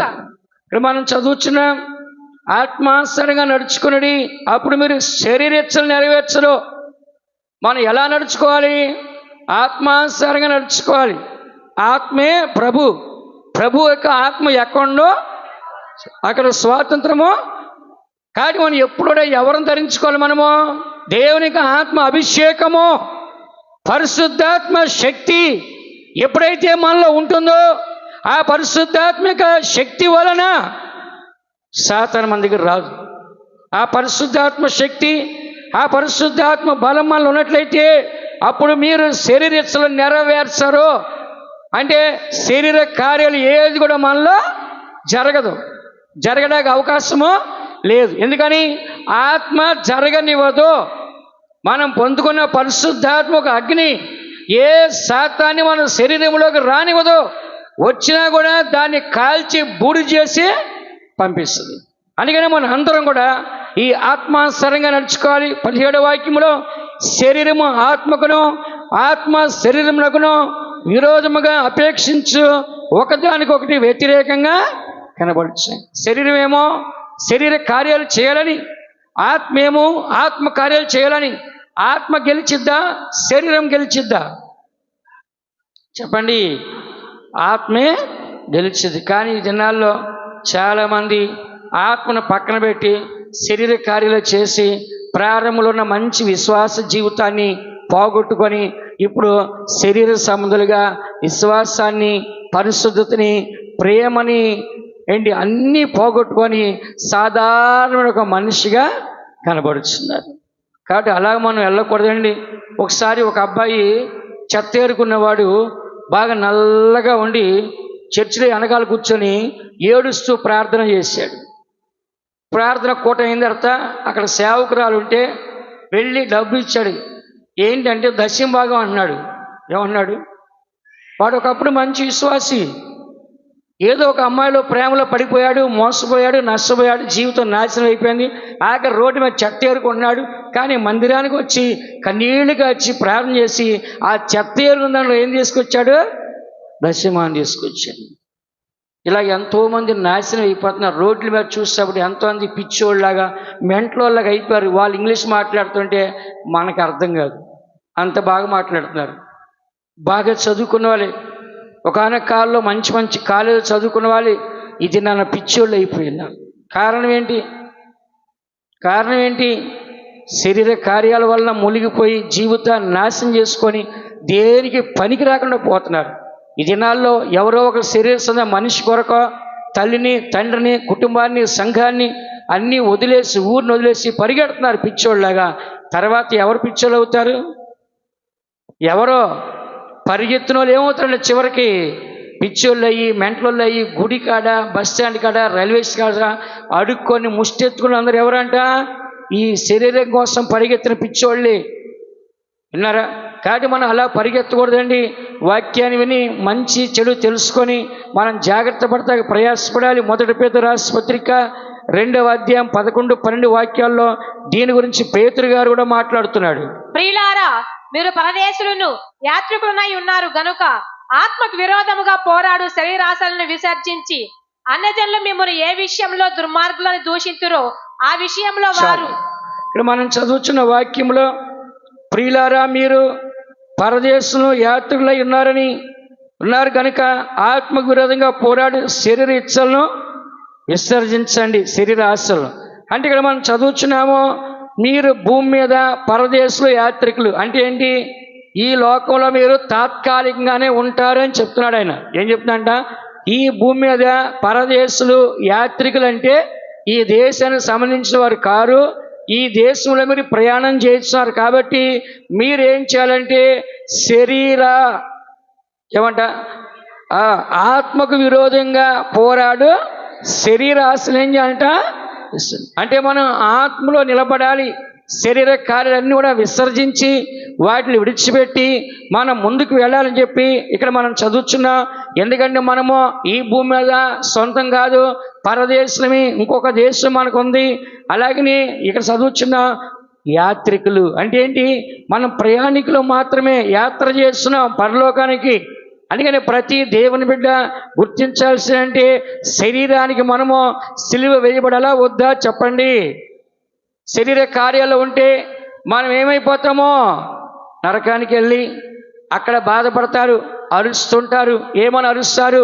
అయ్యో ఆ రోజు ఈ పాపం చేశాను కాబట్టి ఇక్కడికి వచ్చాను, అది చేయకుండా ఉంటే బాగుండేది. అయ్యో ఆ రోజు బాప్తిసం పొందకుండా ఉన్నాను, పొంది ఉంటే మంచిది, ఇక్కడికి వచ్చేవాడిని కాదు. ఆ రోజు బాప్తిసం పొంది కూడా మరలా పాపం చేసి లోకంలో పడిపోయాను, అలా పడిపోకుండా ఉంటే ఇక్కడికి వచ్చేవాడిని కాదు అని పదే పదే పదే పదే పదే గుర్తు చేసుకుని ఏడుస్తారంట. విన్నారా? పాతాల్లో, అగ్నిగుణంలో కనపడే అరుపులు ఏంటంటే, ఆ రోజు నేను నా జీవితాన్ని పాడు చేసుకొని ఇలాంటి పరిస్థితి నేను తెచ్చుకున్నానే, ఆ రోజుగా నేను మంచిగా ఉంటే ఈ స్థితి నాకు వచ్చేది కాదని దాన్ని రిపీట్ చేసి ఏం చేస్తారంట? అరుస్తూ ఉంటారంట. ఏం చేస్తారంట? అరుస్తా. ఈరోజు మనం వినకపోతే ఆ రోజు తప్పదు. ఏ రోజు? మనం మరణించిన తర్వాత నరకానికి వెళ్ళి, అగ్నిగుణానికి వెళ్ళి అక్కడ ఏడిస్తే మళ్ళీ ఎవరు రక్షిస్తారా? బైబిల్లో మీకు అందరూ తెలుసు, ధనవంతుడు, దరిద్రుడు, లాజరులు. ధనవంతుడు అరుస్తాడు, అబ్రహామా నన్ను రక్షించు అన్నాడు. నాయన కుదరదని చెప్పాడు. సరే నా సంగతి ఏదో అయిపోయింది, నాకు ఇంకా 5 అన్నం ఉన్నారు, వాళ్ళ దగ్గరికి వెళ్ళిన వాళ్ళు పంపించి రక్షించు అన్నాడు. నాయన కింద సేవకులు ఉన్నారు, వాళ్ళు చెప్తారు, వింటే వాళ్ళు రక్షించబడతారు, లేకపోతే వాళ్ళు నీ దగ్గరికే వస్తారు. కాబట్టి దేవుని బిడ్డలైన మనము మన యొక్క జీవితంలో ఈ దినాన్ని మనకి సమయం ఉంది. మారు మనసు పొందడానికి, బాప్తిసం పొందడానికి, అభిషేకం పొందడానికి, వాక్యాన్ని పొందడానికి, వరాలు పొందడానికి, విశ్వాసంతో జీవించాకి, దేవుని గురించి పూర్తిగా తెలుసుకోవడానికి, పరలోకాల గురించి పూర్తిగా తెలుసుకోవడానికి మనకు సమయం ఉంది, దినాలు ఉన్నాయి. మంచిగా ఆరాధించే మందిరాలు, పాస్టర్లు మనకు ఉన్నారు. కాబట్టి ఈ చివరి దినాల్లో మనం నిర్లక్ష్యం చేయకుండా, అశ్రద్ధ చేయకుండా, ఇంకా సమయం ఉందలే, నాకు ఇంకా వయసు ఉంది కదా, ఇంకా తర్వాత కదా ప్రభు అక్కడ వచ్చేది అని ఎవరు కూడా మిమ్మల్ని మీరు మోసం చేసుకోకుండా శరీర కార్యాన్ని కూడా మనం దాటుకొని ముందుకే వెళ్ళాలి. మూడవదిగా మనం చూసినట్లయితే మనము లోకానికి సిలువ వేయబడాలి. దేనికంటే లోకానికి సిలువ వేయబడాలి. గలతీ రాసిన పత్రిక 6వ అధ్యాయము 14 వాక్యం చదువుకుందాం. గలతీ 6:14. అయితే మన ప్రభువైన యేసుక్రీస్తు సిలువయందు తప్ప మరి దేని యందును అతిశయించుట నాకు దూరం అవును గాక. దాని వలన నాకు లోకమునకు నేనును సిలువ వేయబడి ఉన్నాము. హల్లెలూయా. పౌలు గారు చెప్తున్నాడు, అయితే మన ప్రభువైన యేసుక్రీస్తు సిలువ యందు తప్ప మరి దేని యందు అతిశయపడుట లేదా అతిశయించుట నాకు దూరమగును గాక. దానివల్ల నాకు లోకమునకు నేను సిలువ వేయబడి ఉన్నాను. చూసారా, లోకములో ఈ దినాన్ని మనము డబ్బు చూస్తే చాలా అతిశయపడతాం. నా దగ్గర డబ్బు ఉందంటే. అదే మనం ఒంటి నిండా బంగారం ఉంటే ఏం చేస్తాం? చాలా అతిశయపడతాం. మనకి పెద్ద పెద్ద ఇల్లులు, బంగ్లాలు, కార్లు, వ్యాపారాలు ఇవన్నీ ఉంటే మనం చాలా అతిశయపడతాం. లోకంలో ఉన్నవి అన్నీ కూడా ఒక దినాన్ని నశించిపోతాయి. మానవుడు ఏమి తీసుకొని రాలేదు, ఏమి తీసుకొని పోలేడు. నువ్వు లక్షల కోట్లు సంపాదించినా సరే ఒక్క రూపాయినా తీసుకెళ్తావా? చెప్పండి, తీసుకెళ్తారా? ఏమి తీసుకెళ్ళరు. కాబట్టి ఇక్కడ పౌలు చెప్తున్నాడు, నాకు లోకమునకు నేను అంటే ఏంటి? నేను లోకంలో సిలువేయబడ్డాను, లోకం వచ్చి నాలో సిలువేయబడింది. కాబట్టి నాలో లోకము క్రియ చేయలేదు, నేను లోకంలో క్రియ చేయలేను. సిలువేసిన మనిషి ఏమైనా చేయగలడా? కాళ్ళు చేతులు మేకులు కొట్టేస్తే ఆ మనిషి ఏమైనా చేయగలడా? నడవగలడా? చెప్పండి, ఏమైనా చేయగలడా? చేయలేడు. అలాగనే పౌలు చెప్తున్నాడు, నాకు లోకమునకు నేనును సిలువేయబడినాను. అంటే లోకములో ఉన్న వాటిని ఆయన ఎంత మాత్రం అతిశయపడలా. నాకు ఏది లాభకరమో, క్రీస్తును సంపాదించుకోవడం కోసమో సమస్తాన్ని నష్టపరిచి పెంటతో సమానంగా ఎంచుతా అని చెప్పాడు. కాబట్టి లోకంలో ఉన్న దాన్ని ప్రేమించడైనా ప్రేమించలా. ఈ దినాన్ని మనం ఏం చేస్తాం? డబ్బులు చూసుకొని ఎవరిని లెక్క చేయట్లేదు. డబ్బు ఉండేసరికి కళ్ళు పైకి, నెత్తి పైకి ఎక్కుతుంది. డబ్బులు ఉండేసరికి కింద ఉండే మనుషులు కనబడట్లేదు. విన్నారా? కానీ డబ్బు వల్ల ఏమవుతుందంటే మనిషి పూర్తిగా గర్వంతో అహంకారం నింపబడుతున్నాడు. దానివల్ల లోకంలో పడిపోయి అతను దేనికి పనికిరాని వాడిగా మారిపోతున్నాడు. అందుకే ఈ దినాన్న దేవుడు మనకి ఇచ్చిన దాన్ని మనం ఏం చేయాలంట? అనుభవించాలి, కానీ అతిశయపడకూడదు. అబ్రహాముకి దేవుడు ఎంతో ఆస్తినిచ్చాడు, కానీ చివరిదాకా అబ్రహాము ఎవరితో ఉన్నాడు? దేవునితో. ఇస్సాకి ఆస్తినిచ్చాడు, ఎవరితో ఉన్నాడు? దేవునితో. యాకోబుకి ఇచ్చాడు, ఎవరితో ఉన్నాడు? అందుకని మనము దేవుడు మనకి ఇల్లు ఇస్తాడు, కారు ఇస్తాడు, బంగారం ఇస్తాడు, మంచి ఉద్యోగం ఇస్తాడు, కానీ దాని యందు అతిశయపడకూడదు. ఎవరి యందు అతిశయపడాలి? దేవుని యందు మాత్రమే. చెప్పండి అందరూ. అందుకే పౌలు చెప్తున్నాడు, మన ప్రభు అయిన యేసుక్రీస్తు సిలువ యందు తప్ప మరి దేని యందు అతిశయపడుట నాకు. దేని గురించి ప్రతిరోజు అతిశయపడుతున్నాడు? యేసు నా కొరకు సిలువ వేయబడ్డాడు, యేసు నా కొరకు సిలువలో మరణించాడు, యేసు నా కొరకు సిలువలో రక్తాన్ని కార్చాడు, యేసు సిలువలో నా కొరకు ప్రాణాన్ని పెట్టి పాప క్షమాపణించని ప్రతి నిమిషము ఆయన ఎవరిని స్వర్ణ చేయుచున్నాడు? యేసు యొక్క సిలువని. చెప్పండి అందరూ. దేనికి జ్ఞాపం చేసుకున్న ఆయన? సిలువని. ఉన్న డబ్బును కాదు, ఉన్న బంగారాన్ని కాదు, ఇవన్నీ కాదు. ఆయన జ్ఞాపం చేస్తుంది అంతా కూడా సిలువను మాత్రమే. మన ఇవాళ మీరు ఎవరంటే గొప్ప దేవుని యొక్క పిల్లమని చెప్పండి, యేసుక్రీస్తు యొక్క బిడ్డలమని చెప్పండి. కాబట్టి డబ్బుని చెప్పుకోవద్దు, బంగారం ఉందని చెప్పుకోవద్దు, ఉద్యోగాలు వ్యాపారం చెప్పుకోవద్దు. మీరు చెప్పాల్సింది నా కొరకు ప్రాణం పెట్టిన యేసయ్య నాకున్నాడని చెప్పి మనం ఏం చేయాలంట? నీకేముందంటే యేసున్నాడు, నీ వెనకాల ఎవరున్నారంటే యేసున్నాడు. కాబట్టి ప్రతి ఒక్కదాన్ని ఎవరిని ఉచ్చరించాలి మనము?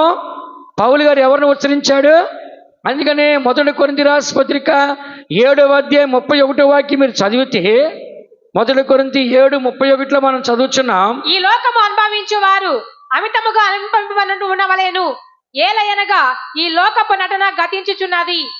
ఇక్కడ మనం చదువుచున్నాం, పౌలు గారు కొరింథీ సంఘాన్ని చెప్తున్నాడు, ఈ లోకమును అనుభవించేవారు అమితంగా అనుభవింపనట్లు ఉండవలెను, ఏలయనగా ఈ లోకము నటన గతించుతుంది. అంటే ఏంటంటే, ఈ లోకాన్ని అనుభవించేవారు, ఈ లోకంలో స్థలాలు ఉన్నాయి, పొలాలు ఉన్నాయి, ఇల్లులు ఉన్నాయి, డబ్బు ఉంది, బంగారం ఉంది, మంచి తిండి ఉంది, మంచి బట్టలు ఉన్నాయి, ఇవన్నీ మనం ఉన్నాయి, అవన్నీ మనకు కావాలి, అనుభవించాలి అమితముగా. అంటే చెప్పండి, కొద్దిగా అవసరాన్ని బట్టే బట్టలు, అవసరాన్ని బట్టే తిండి, అవసరాన్ని బట్టే అన్ని చేయాలి.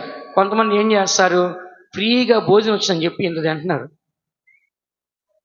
తిన్నాక ఏమవుతుంది, నీకు కావాల్సింది ఇంతే, ఈ మిగతాదంతా ఏమవుతుంది, కొవ్వుగా మారిపోయి షుగరు, బీపీ, క్యాన్సరు, థైరాయిడ్, ఈ రోగాలన్నీ వస్తున్నాయి. అందుకే మీరు ఎక్కువ తినమాకండి. నేను తినేది ఇంతే, ఇంతకంటే ఎక్కువ మనకు అవసరం బాడీకి.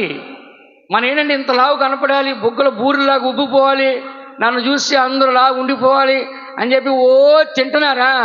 తినిన తర్వాత ఏమవుతుందంటే, మనకి ఒంటికి కావాలని ఎంత అయితే మనం ఎంత తినేస్తాం, ఇంత చికెను, మటను ఇవన్నీ. మీ పాస్టర్ గారు అడిగారు, అయ్యా మీరు ఏం తింటారు? అయ్యా నాకు కొద్దిగా సాంబార్ పెట్టాలి. నేను అదే చెప్పి, అయ్యా నాకేమొద్దు అని చెప్పి. జనాలు ఏంటి, జనాలు కక్కుర్తుపడి విపరీతంగా తిని అదంతా కొవ్వుగా మారిపోయి లివర్ కొవ్వు పట్టేస్తుంది, గుండె కొవ్వు పట్టేస్తుంది, ఒళ్ళంతా కొవ్వెక్కిపోయి షుగరు, బీపీ, క్యాన్సరు, థైరాయిడ్, ఈ రోగాలన్నీ వచ్చి హాస్పిటల్కి పోయి లక్షలు పెట్టి ఆ రోగాలతో కుళ్ళి కురిసించే చచ్చిపోతున్నారు. అందుకని ఫ్రీగా వచ్చిన తినమాకండి. ఫ్రీగా వచ్చిన 1-2 ప్లేట్లు 3 ప్లేట్లు తిన్నారనుకోండి, అది ఎప్పటికైనా ఏమైద్ది, మీకే నష్టం. అట్లా లోకాన్ని ఎంతవరకు కావాలో అంతే అనుభవించాలి. లోకంలో దేవుడు బాగా డబ్బు ఇచ్చాడని చెప్పేసి ఇష్టానుసారంగా ఇలా అన్ని లోకంలో దేవుడు ఇచ్చాడు కదని చెప్పి అన్నీ అనుభవించాలని కాదు, కావలసిన వారికి బట్టి, అవసరాన్ని బట్టి. చెప్పండి అందరూ, మనకి ఎంత అవసరం అంతవరకే. మొన్న ఒక ఇంటికి వెళ్ళా నేను, వాళ్ళు హిందువులే, ఒక మెడలో ఒక చైన్ వేసుకున్నాను. నేను వెళ్ళాను అక్కడికి, నన్ను చూసి లోపల పరిగెత్తుకుని 4 దండలు వేసుకొచ్చింది మెడలో, 4 చైన్లు వేసుకొచ్చి మాట్లాడుతుంది ఇట్లా. ఎందుకు అంటే, నీకుందని హెచ్చులు మాకు చెప్పుకోవాలి, అవసరం మాకు. కొంతమంది అంతే, ఒకరోజు ఏం చేస్తారు, అరగంటకు వచ్చారో మారుస్తారు, అరగంటకు డ్రెస్ మారుస్తుంటారు. అవన్నీ మనం చేయకూడదు. ఇదంతా మీకు అర్థమయ్యేటట్టు నేను చెప్తున్నాను. ఎందుకంటే ఇవన్నీ వ్యర్థమని. లోకం అనిపించడం అమితముగా అంటే లిమిట్గా. అరేందా, ఇప్పుడు వాటర్లు కూడా అన్లిమిటెడ్ వాటర్లు పెడుతున్నారు. నువ్వు ఎంత తిన్నా సరే 500, చికెన్ తిను, మటన్ తిను, ఎన్నైనా తిను, 500 రూపాయలు. టిఫిన్ 150 రూపాయలు ఇస్తే నువ్వు ఎన్ని రకాల టిఫిన్ తింటే తినమంటున్నారు. 150 రూపాయలు 200 రూపాయలు బిర్యానీ కడితే నీకు కావాల్సినంత పెడతామంటారు. ఈ జనాలు ఎగబడి తినేసి అది అరగక వాడు అరవటం కప్పనిసినట్టుగా మళ్ళీ దానికి కూల్ డ్రింకులు, సోడాలు తాగటము, ఏంటి అది తాగగా గ్యాస్ ట్యాబ్లెట్లు వేసుకోవటము, ఆ తర్వాత కొవ్వు పట్టేసి రోగాలు రావటము, ఇవన్నీ వచ్చేస్తున్నాయి. కాబట్టి మనం ఏం చేయాలంటే ఏదన్నా అవసరమైన వరకే తినాలి. చెప్పండి అందరూ. అలాగనే లోకంలో ఎన్నో ఉంటాయి, అవన్నీ ఏం చేయాలంట, అమితముగా అనుభవించాలి. అధికంగా కాదు, అమితముగా, లిమిట్గా, లేకుంటే కొలతగా, లేకపోతే కొంచెము మనం ఏం చేయాలంట, అనుభవించాలి. ఏలి అనగా లోకము. చెప్పండి, ఈ లోకము నటన. ఈ లోకలు ఎన్ని చేసుకొని వైభోగంగా చేసుకున్న ఒక దినాన్న భూమి ఆకాశం అంతా నాశనం చేసి మళ్ళా కొత్త ఆకాశాన్ని, కొత్త భూమిని సృష్టిస్తాడు. కాబట్టి ఈ దినాల్లో దేవుని బిడ్డలు మీరు అందరూ కూడా చాలామంది వ్యర్థముగా ఎన్నో సంపాదించుకొని ప్రార్థన చేయట్లేదు, చర్చికి రావట్లేదు, బైబిల్ చదవట్లేదు, దేవుని స్తుతించట్లేదు, డబ్బు డబ్బు డబ్బు అని 24 గంటలు ఫోన్లు మాట్లాడుకొని, బిజినెస్ గురించి మాట్లాడుకొని, డబ్బు సంపాదించుకొని, చివరికి లోకమంతా సంపాదించుకొని తన ప్రాణాన్ని పోగొట్టుకొని నరకానికి పోవటం మంచిదేనా? కాదు. అందుకని మనము లోకాన్ని ఎంతవరకు అనుభవించాలంటే అంతవరకే. అందుకనే మొదటి యోహాను రాసిన పత్రిక 2వ అధ్యాయం 15వ వాక్యం చదవండి. 1 యోహాను రాసిన పత్రిక 2వ అధ్యాయం 15వ వాక్యం. ఈ లోకమునైనను లోకములో ఉన్న వాటినైనా ప్రేమింపకుడి. ఎవడనను లోకమును ప్రేమించిన ఎడల తండ్రి ప్రేమ వానిలో నుండదు. లోకములో ఉన్నదంతయు అనగా శరీరాశయు, నేత్రాశయు, జీవపు డంబమును తండ్రి వలన పుట్టినవి కావు. చాలండి. ఇక్కడ మనం చదువుతున్నాం, ఈ లోకమునైనను లోకములో ఉన్న వాటినైనా ప్రేమింపకుడి. ఎవడైనా లోకమును ప్రేమించేలా తండ్రి ప్రేమ వాళ్ళలో ఉండదు, దేవుని ప్రేమ వాళ్ళు ఉండదంట. వింటున్నారా? లోకమునైనను లోకములో ఉన్న వాటినైనా ప్రేమించినట్లయితే తండ్రి ప్రేమ వాళ్ళలో ఉండదు. కాబట్టి దేవుడు కావాలంటే లోకం మనలో ఉండదు, లోకము కావాలంటే దేవుడు మనలో ఉండదు. ఏదైనా ఒకటే, దేవుడు కావాలా లోకము కావాలా? ఏదైనా ఒకటే. లోకము కావాలి, దేవుడు కావాలంటే కుదిరిద్దా? మీ అందరూ తెలుసు కదా పాత సామెత, అవ్వ కావాలి బువ్వ కావాలంటే కుదిరిద్దా? ఏదన్నా ఒకటేనంట. అలాగనే ఇటు దేవుడు కావాలి, ఇటు లోకము కావాలంటే కుదిరిద్దా? కుదరదు. ఒకసారి ఒక సహోదరుడు ఏం చేశాడు, దేవుని నమ్ముకున్నాడు. దేవుడు అతనితో ఒక స్నేహితులా 24 గంటలు పక్కనే మనిషిలా కనబడుతున్నాడు. ప్రభా ఇద్దరు స్నానం చేద్దామంటే ఇద్దరు వెళ్తున్నారు. ప్రభా ఇద్దరం భోజనం చేద్దామంటే ఇద్దరు వెళ్తున్నారు. ప్రభా ఇద్దరం ప్రార్థన చేద్దాం ఇద్దరు ప్రార్థనలో కూర్చున్నారు. ప్రభా ఇద్దరం పండుకుందామంటే ఇద్దరు పండుకుంటున్నారు. ఒకరోజు ప్రభా సినిమాకి వెళ్దాం రా అన్నాడు. ఏమన్నా అంట, సినిమాకి వెళ్దాం రా అని చెప్పి ఏం చేశాడు, వెళ్ళిపోయి సినిమా హాల్లో కూర్చున్నాడు. కూర్చుండే పక్కన ప్రభు లేడు. ఏంటి లేడు, ఎక్కడికి పోయాడని చెప్పేసి సినిమా హాల్ నుంచి బయటకు వచ్చి చూస్తే ప్రభు బయట ఉన్నాడు. ఏంటి ప్రభా సినిమా స్టార్ట్ అవుతుంది రావట్లేదు, ఏంటి బయట ఉన్నావు? నాయన అపవిత్రమైన స్థలాలకు నేను రానని చెప్పాను. అప్పుడు ప్రభా నన్ను క్షమించండి, నేను తప్పు చేశానని చెప్పి మళ్ళా వచ్చి దేవునితో కలిసి ఇంటికి వచ్చేసాను. కాబట్టి దేవుని బిడ్డలైన మనము, దేవుడు మనతో ఉండాలంటే లోకం ఉండకూడదు, లోకం ఉండాలంటే దేవుడు మనలో ఉండడు. ఏదన్నా ఒకటే. కొంతమంది ఏం చేస్తారు, సమయానికి సీరియళ్ళు సినిమాలు చూసేది మళ్ళీ వచ్చి ప్రభా స్తోత్రం హల్లెలూయా ఆమేన్ అని మళ్ళీ ప్రార్థన చేస్తారు. అక్కడ అది, ఇక్కడ ఇది. అలా దేవుడు ప్రార్థన ఆలకిస్తాడా? ప్రార్థన ఆలకించాలంటే మన పెదవులు, మన నేత్రాలు, హృదయము, మనసు అన్నీ ఎలా ఉండాలంట? పవిత్రంగా ఉండాలి. అంతేగాని అక్కడికి పోయేమో సినిమాలు చూసి ఇక్కడికి వచ్చి ఏం చేస్తుంది చెప్పండి? ఇక్కడ వచ్చి ఏం చేయాలంట? ఒకసారి ఒక ఆమె ప్రవచనం చెప్తుంది సంఘంలో. ఏమని ప్రవచనం చెప్తుంది? నా బిడ్డ నువ్వు సినిమాకి వెళ్ళావు నేను చూశాను అంటుంది. ఈ విశ్వాసి సినిమాకి పోయింది, ఆ విశ్వాసి సినిమాకి పోయింది. ఈ ప్రవచించే ఆమెను చూస్తుంది, కానీ ఆమె ఏమైనా చూడలేదు. ఈమెకి అది లేచి ప్రవచనం చెప్తుంది, నా బిడ్డ నువ్వు సినిమాకి వెళ్ళావని చెప్పి. అర్థం? ఇద్దరు దొంగలే.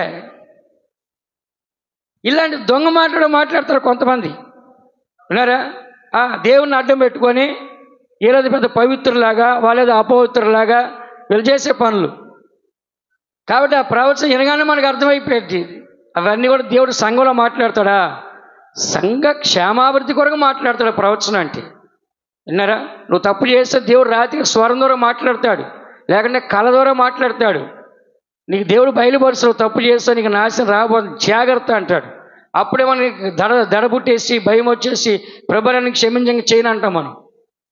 అదేనా? కాబట్టి ఎందుకు చెప్తున్నా అంటే, ఈ లోకమునేను లోకంలో ఉన్నవాటిని నేను ప్రేమించాలా, దేవుని ప్రేమ వాళ్ళలో ఉండదు. అందుకనే మన అందరూ కూడా ఈ లోకాన్ని ప్రేమించవచ్చా? ఒకవేళ మన ఈ లోకాన్ని ప్రేమించకపోతే మనల్ని ఎలా చూస్తారు? తెల్ల బట్టలు వేసుకొని, బంగారం లేకుండా, మెళ్ళలో మంగళసూత్రం లేకుండా, కాళ్ళు మెట్లు లేకుండా వస్తే అబ్బా ఎదవముండ్రా స్వామి దరిద్రం పొద్దునే ఎదురైంది అంటారు. లోకానికి ఎలా ఉంటాం మనం? మురికిగా, వెర్రితనంగా. చదవండి 1 కొరింథీ 4 అధ్యాయం 13 వాక్యం. 1 కొరింథీ 4:13.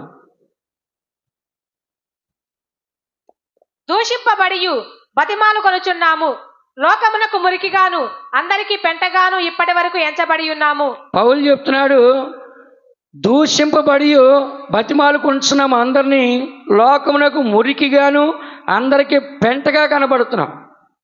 కాబట్టి దైవికంగా మనం ఉంటే లోకానికి ఎలా కనబడతామో? మురికిగాను పెంటగాను కనబడతాం. వీళ్ళు పనికి మాలినోళ్ళు, వీళ్ళు ఎప్పుడు కూడా ముండమోసిన వాళ్ళు, ఏంటి ఎప్పుడు హల్లెలూయా స్తోత్రం అంటూ ఉంటారు, ఎప్పుడు చూసినా చర్చికి పోతూ ఉంటారు, వీళ్ళకి పని పాటలు లేవు, మొగుళ్ళతో కాపురాలు చేయరు, ఇల్లు చూసుకోరు, ఎప్పుడు చూసి ఏంటంట చర్చికి పోతుంటారు, ఇట్లాగే మాట్లాడుతుంటే ఇవన్నీ నేను విన్నాను. ఎందుకు చెప్తున్నాను, ఇవన్నీ కూడా చండాలంగా మాట్లాడతారు. నేను కూడా రక్షించబడిన తర్వాత నా ఫ్రెండ్స్ అందరితో నేను కలవకుండా ఉన్నప్పుడు నేను వస్తుంటే దారిలో, అరే మత్తయ్య గారు వస్తున్నాడు రా, అరే అలిలే గారు వస్తున్నాడు రా అనేవాళ్ళు. నన్ను కూడా ఏమనేవాళ్ళు, అలిలే గారు వస్తున్నాడు రా, మత్తయ్య గారు వస్తా, ఎగతాళి చేసేవాళ్ళు. కానీ దేవుళ్ళు మనం ఉంటే వాళ్ళకి వెర్రితనంగా ఉంటుంది. ఎలా ఉంటుందంట, దేవుళ్ళకి మనం వస్తే వాళ్ళకి ఎలా ఉంటుందంట, వెర్రితనంగా. యేసులో చెప్పాడు, లోకం మిమ్మల్ని ద్వేషించాలని ఆశ్చర్యపడవద్దు, మీకంటే ముందే లోకం ఏం చేస్తుంది, ద్వేషించిందని చెప్తున్నాడు. అందుకని ఇక్కడ మనం చదువుతున్న లోకానికి మేము మురికిగాను పెంటగాను మేము కనబడుతున్నాం. అందుకని దేవుని బిడ్డలైన మనము సాతాని లోక రాజ్యాలన్నీ యేసుప్రభుకి ఇవ్వాలని కోరుకుంది. సైతానా నా వెనకే వెళ్ళిపో అని చెప్పాడు. ఈ దినాల్లో జనాలు చూడండి, ఈ లోకం కోసం ప్రయాసపడుతున్నారు. ఈ దినాల్లో మొన్న ఒక అబ్బాయి ఏం చేశాడు, వాడికి ఐఫోన్ కావాలని చెప్పి ఒక కిడ్నీ అమ్మేశాడు. ఏమమ్మేశాడు, ₹1,00,000 పెట్టి ఐఫోన్ కొనుక్కోవాలని చెప్పి ఏం చేశాడు, ఒక కిడ్నీ అమ్మేశాడు. ఇలాగే చాలామంది చూస్తే అవయవాలు కూడా అమ్మేసుకున్నారు డబ్బుల కోసం. కాబట్టి దినాల్లో పిల్లలు కానీ పెద్దలు కానీ అనేక రకాలుగా చెడిపోగల కారణం అంటే దైవ భక్తి లేక, దేవుడు తెలియక, సాతానుతో లోకముతో పాపములో అనేకులు ఏమైపోతుంట నశించిపోతున్నారు. అందుకనే మన అందరం కూడా ఈ సత్యాన్ని మనం చదువుతున్న ప్రతి దేవుని బిడ్డ గుర్తించాల్సింటే లోకానికి మనము దూరముగా ఉండాలి. ఎలా ఉండాలంట చెప్పండి అందరూ, లోకానికి ఎలా ఉండాలంట. నాలుగోదిగా మనం చూసినట్లయితే కనుక పరిశుద్ధ గ్రంథాన్ని తెచ్చి రోమరాసు పత్రిక 6వ అధ్యాయము 6వ వాక్యాన్ని ఒకసారి చదువుకుందాం. ఏమనగా మనమికను పాపమునకు దాసులము కాకుండుటకు పాప శరీరము నిరతక మగునట్లు మన ప్రాచీన స్వభావము ఆయనతో కూడా సిలువ వేయబడినని ఎరుగుదుము. ఇక్కడ మనం చదువుతున్నాం, మనమికను పాపమునకు దాసులము కాకుండుటకు పాప శరీరమును నిరక్తమగునట్లు మన ప్రాచీన స్వభావమును ఆయనతో కూడా సిలువ వేయబడాలి. ప్రాచీన స్వభావం అంటే ఏంటి, పాత స్వభావాలు, పాత అలవాట్లు, పాత పద్ధతులు. ఏమంట, పాత పద్ధతులు అలవాట్లు ఇవన్నీ ఏం చేయాలంటే సిలువేసేయాలి. చెప్పండి అందరూ, పాత అలవాట్లన్నీ ఏం చేయాలంట, సిలువేసేయాలి. సిలువేసి మనము క్రొత్తగా కనపడాలి. ఎలా కనపడాలంట, పాత జీవితం మనలో కనపడకూడదు. ఎవడైనా క్రీస్తునందున్న పాత గతించడం సమస్తము క్రొత్తవాయిని. కాబట్టి మనం క్రీస్తులోకి వచ్చిన తర్వాత పాతవన్నీ మనలోంచి తొలగించబడాలా లేదా చెప్పండి, పాతవన్నీ తొలగించబడాలి. పాత అన్నిటికి చచ్చిపోవాలి మనము. పాత కార్యాలకి, పాత క్రియలకి, పాత స్వభావాలకి. విన్నారా, స్వభావం పాతది ఉంటుంది. ఆ పాత స్వభావం ఒకరు కిడు చేయాలని, ఒకరిని నాశనం చేయాలని, ఒకరిని అణిచేయాలని, ఒకరికి అంటే మనం గొప్పలను అయిపోవాలని, ఇలాగ మనలో ఉన్న స్వభావం ఒకటి ఉంటుంది. ఆ స్వభావం ఏం చేస్తుంటే మనల్ని చెరుపుతుంటుంది, ఇతరులు కూడా నాశనం చేస్తుంటుంది. కాబట్టి ఆ స్వభావాన్ని మనం ఏం చేయాలి, సిలివేయాలి. చెప్పండి అందరూ, ఏం చేయాలంట, ఆ స్వభావాన్ని మనం ఏం చేయాలంటే సిలివేయాలి. మన ప్రాచీన స్వభావమును ఆయనతో కూడా ఏం చేయాలంట, సిలువ వేయాలి. అందుకనే మనము ప్రాచీన స్వభావాన్ని సిలివేయాలి, కానీ మనం మన ఇష్టానుసారం జీవించి ప్రభువుని సిలివేయకూడదు. హెబ్రీ రాసిన పత్రిక 6వ అధ్యాయంలో మనం చదువుతున్న హెబ్రీ 6:6 చదవండి. హెబ్రీ 6:6 దేవుని దివ్య వాక్యమును రాబో యుగ సంబంధమైన శక్తుల ప్రభావమును అనుభవించిన తరువాత తప్పిపోయిన వారు తమ విషయంలో దేవుని కుమారుని మరలా సిలువ వేయచ్చు బాహాటముగా ఆయనను అవమానపరచుచున్నారు. చాలా ఇక్కడ మనం చదువుచున్నాం, దేవుని దివ్య వాక్యమును రాబో యుగ సంబంధమైన శక్తుల ప్రభావం అనుభవించిన తరువాత తప్పిపోయిన వారు తమ విషయంలో దేవుని కుమారుని మరలా సిలువ వేయచ్చు బహాటముగా ఆయన్ని అవమానపరుస్తారు. దేవుని సిలువ వేయకూడదు మనము, అంటున్నారా, దేవుని మనం సిలువ వేయకూడదు. మన ప్రాచీన స్వభావాలకు మనం ఏమవ్వాలంట, సిలువేయబడాలి. అంతేగాని మనం మారకుండా ఇతరులు మారాలి, మనం సావకుండా ఇతరులు సావాలి అని మనం మాట్లాడకూడదు. ఒకరోజు ఒక ఆయన చెప్తున్నాడు, పాత విశ్వాసి కొత్త విశ్వాసి చెప్తున్నాడు ఏమని? నువ్వు అన్ని ప్రాణాలకు రావాలి, అన్ని ప్రాణాలకు వచ్చి అన్ని ప్రాణాల్లో పాల్గొనాలి, ప్రతి నెల నీకు వచ్చిన ప్రతి రూపాయిలో దశమాగా ఇవ్వాలి అన్నాడు. కానీ ఆయన రూపాయి ఇవ్వడు. ఎవరు చెప్పిన ఆయన ఇవ్వడు. ఈయన మాత్రం ఆయనకు బోధిస్తున్నాడు, కానీ ఈయన మాత్రం ఏం చేయడు? ఇవ్వడు. అంటే దేవుడు బైబిల్లో ఒక మాట చెప్పాడు, నువ్వు స్థిరపడిన తర్వాతే నీ సహోదరుని స్థిరపరచు. పేతురుతో నా మాట, నువ్వు స్థిరంగా లేకుండా వాడు స్థిరంగా ఉండాలి, వీడు స్థిరంగా ఉండాలని చెప్పడం కాదు. ముందు నువ్వు స్థిరపడు. నువ్వు స్థిరంగా ఉండి ఇతరులను ఏం చేయాలంట? స్థిరపరచాలి. కాబట్టి మన మాటకు విలువ ఉండాలంటే మనం ఆ పని మంచిది చేసి వాళ్ళకి ఆ పని చేయమని చెప్తే దానికి విలువ ఉంటుంది. మనము చేయకుండా వాళ్ళకి చెప్తే కుదిరిద్దా? కుదరదు. అందుకని దేవుని బిడ్డలైన మనము ఈ చివరి దినాల్లోకి వచ్చినామో మన అందరం కూడా దేవుని సిలువ వేయకూడదు, మనము సిలువ వేయబడాలి. చెప్పండి అందరూ. మన ప్రాచీన స్వభావాలకు ఏం చేయాలంటే మనము సిలువ వేయబడి నవీన స్వభావాలు మనము ధరించుకోవాలి. పాత స్వభావాల్ని మనం విడిచిపెట్టి క్రొత్త స్వభావాలు మనం నేర్చుకోవడానికి మనం ప్రయాసపడాలి. 1 కొరింథీ 15:34 వాక్యం చదివితే, 1 కొరింథీ 15:34 చూసినట్లయితే, నీతి ప్రవర్తన గలవారై మేల్కొని పాపము చేయకుడి, దేవుని గూర్చిన జ్ఞానము కొందరికి లేదు, మీకు సిగ్గు కలుగుటకై ఇటు చెప్పుచున్నాను. ఇక్కడ మనం చదువుచున్నాం, నీతి ప్రవర్తన గలవారే మేలుకొని పాపము చేయకుడి. ఏ ప్రవర్తన అంట? నీతి ప్రవర్తన కలిగి ఉంటే పాపం మనం చేయము. పాపము చేయకుండా ఉండాలి అంటే నీతి ప్రవర్తన మనకే అవసరం. అంటే ప్రాచీన స్వభావాలు మనం ఏం చేయాలంటే విడిచిపెట్టాలి. పాత స్వభావాలు మనం ఏం చేయాలంటే విడిచిపెట్టి ఏం చేయాలంట? నవీన స్వభావాలు అంటే క్రొత్త స్వభావాలు మనము ధరించుకోవాలి. అందుకని మనము పాత మాటలు, పాత స్వభావము, పాత గొడవలు, పాత కొట్లాట్లు, పాత అల్లర్లు ఇలాంటివి మన జీవితం ఉండొచ్చా? ఉండకూడదు. ఎప్పుడు మన మనసు, మన శరీరము, మన ఆలోచనలు అన్నీ ఎలా ఉండాలి? క్రొత్తగా. రోమా 12:2 వాక్యం రాస్తుంది, మీ మనస్సు మారి నూతన మగుటి వలన రూపాంతరం పొందండి. కాబట్టి మన మనసు ఏం చేయాలంటే మారాలి, అది నూతనంగా మారాలి. మారినప్పుడు మనం ఏం చేస్తామంటే రూపాంతరం చెంది మరు రూపాన్ని మనం పొందుతాం. రోమరాసు పత్రిక 8:9 వాక్యం ఒకసారి చదవండి. దేవుని ఆత్మ మీలో నివసించి ఉన్న ఎడల మీరు ఆత్మ స్వభావము గలవారే గాని శరీర స్వభావము గలవారు కారు.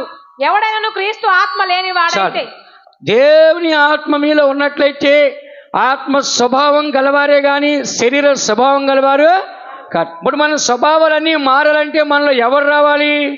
పరిశుద్ధాత్మ దేవుడు. చెప్పండి అందరూ. ఆ పరిశుద్ధాత్మ దేవుడు ఎప్పుడైతే మనలోకి వస్తాడో మన స్వభావాలను ఏమైతే అంట మారిపోతాయి. ఇప్పుడు ఎగ్జాంపుల్ బైబిల్లో జక్కయ్య పొట్టివాడు. ఆ జక్కయ్య యేసు ప్రభువుని చూడాలని ఎంతో ఆశపడ్డాడు. యేసు ప్రభు, జక్కయ్య త్వరగా దిగిరా, నేడు నీ ఇంటిగా నేను ఉండాలన్నాడు.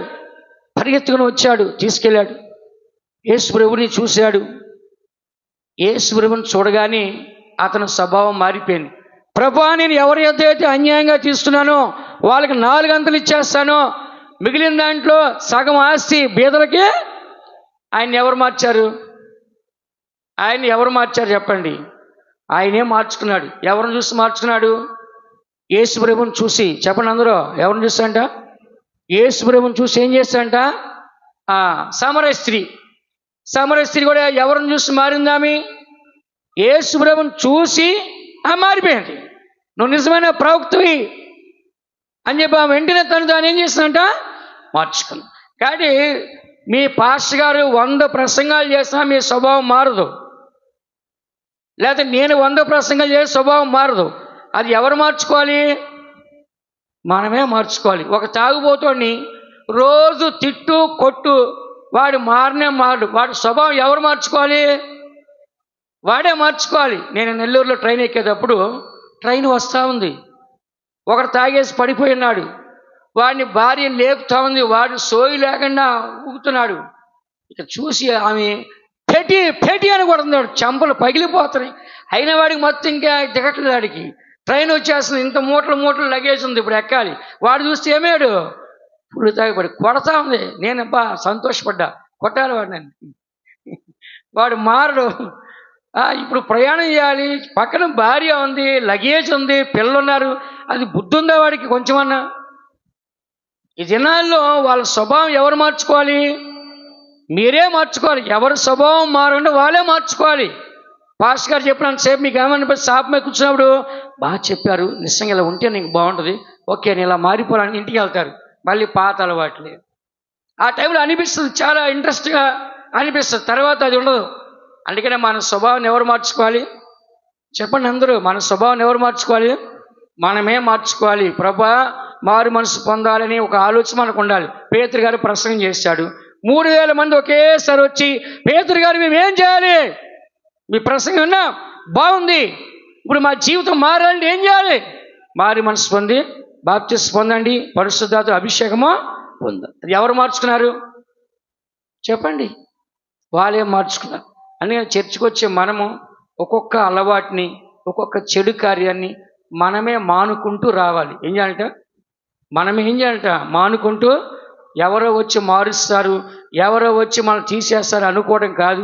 మనకున్న అలవాటు ఏ విధంగా అయితే మనం అలవాటు చేస్తున్నామో దాన్ని ఆ విధంగానే అలవాటు మానుకోవడానికి ఒక్కొక్కటికి ఏం చేయాలంటే మనము విడిచిపెట్టేవారికి మనము కనపడాలి. కాబట్టి మన స్వభావంలో మనకి చెడు స్వభావము, ప్రాచీన స్వభావము, ఇలాంటివన్నీ కూడా మనమే మానుకొని మనం వదులుకోవాలి. ఎఫెసీ రాసిన పత్రిక 4వ అధ్యాయము 22వ వాక్యం చూడండి. ఎఫెసీ 4:22. కావున మునుపటి ప్రవర్తన విషయంలోనైతే మోసకరమైన దురాశల వలన చెడిపోవు మీ ప్రాచీన స్వభావమును వదులుకొని మీ చిత్త వృత్తి యందు నూతన పరచబడిన వారై. చాలు. ఇక్కడ మనం చదువుతున్నాం, మునుపటి ప్రవర్తన విషయంలోనైతే మోసకరమైన దురాశల వలన చెడిపోవు మీ ప్రాచీన స్వభావం వదులుకొని మీ చిత్త వృత్తి యందు నూతన పరచబడిన వారై, నీతియు యథార్థమైన భక్తి గలవారై దేవుని పోలికగా సృష్టించబడిన నవీన స్వభావమును. హల్లెలూయా. ఎవరో మనల్ని మార్చాలని కాదు, బైబిల్ చెప్తుంది మన స్వభావం మనమే మార్చుకోవాలి, మన స్వభావాన్ని మనమే సరి చేసుకోవాలి. కాబట్టి మనము మన యొక్క స్వభావాన్ని కూడా మనం ఏం చేయాలంట? సిలువ వేయబడాలి. చెప్పండి అందరూ, ఏం చేయాలంట? ప్రాచీన స్వభావానికి ఏం చేయాలంటే మనము సిలువ.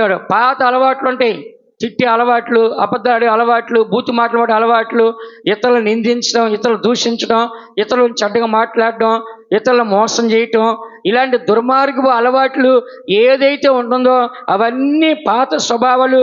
ఆ పాత స్వభావాలన్నీ మనం ఏం చేయాలంట చెప్పండి? సిలువేయాలి. సిలువేసి వాటిని ఏం చేయాలంటే మనము వదులుకోవాలి. ప్రతి దేవుని బిడ్డ గుర్తించాల్సి అంటే మనలో ఉన్న ప్రతి చెడుతనాన్ని మనం తొలగించుకోవాలి. చివరిగా ఒక వాక్యం చదవండి, ముగిస్తాను. కొలస్సీ రాసిన పత్రిక 3వ అధ్యాయం 9వ వాక్యం. కొలస్సీ 3:9.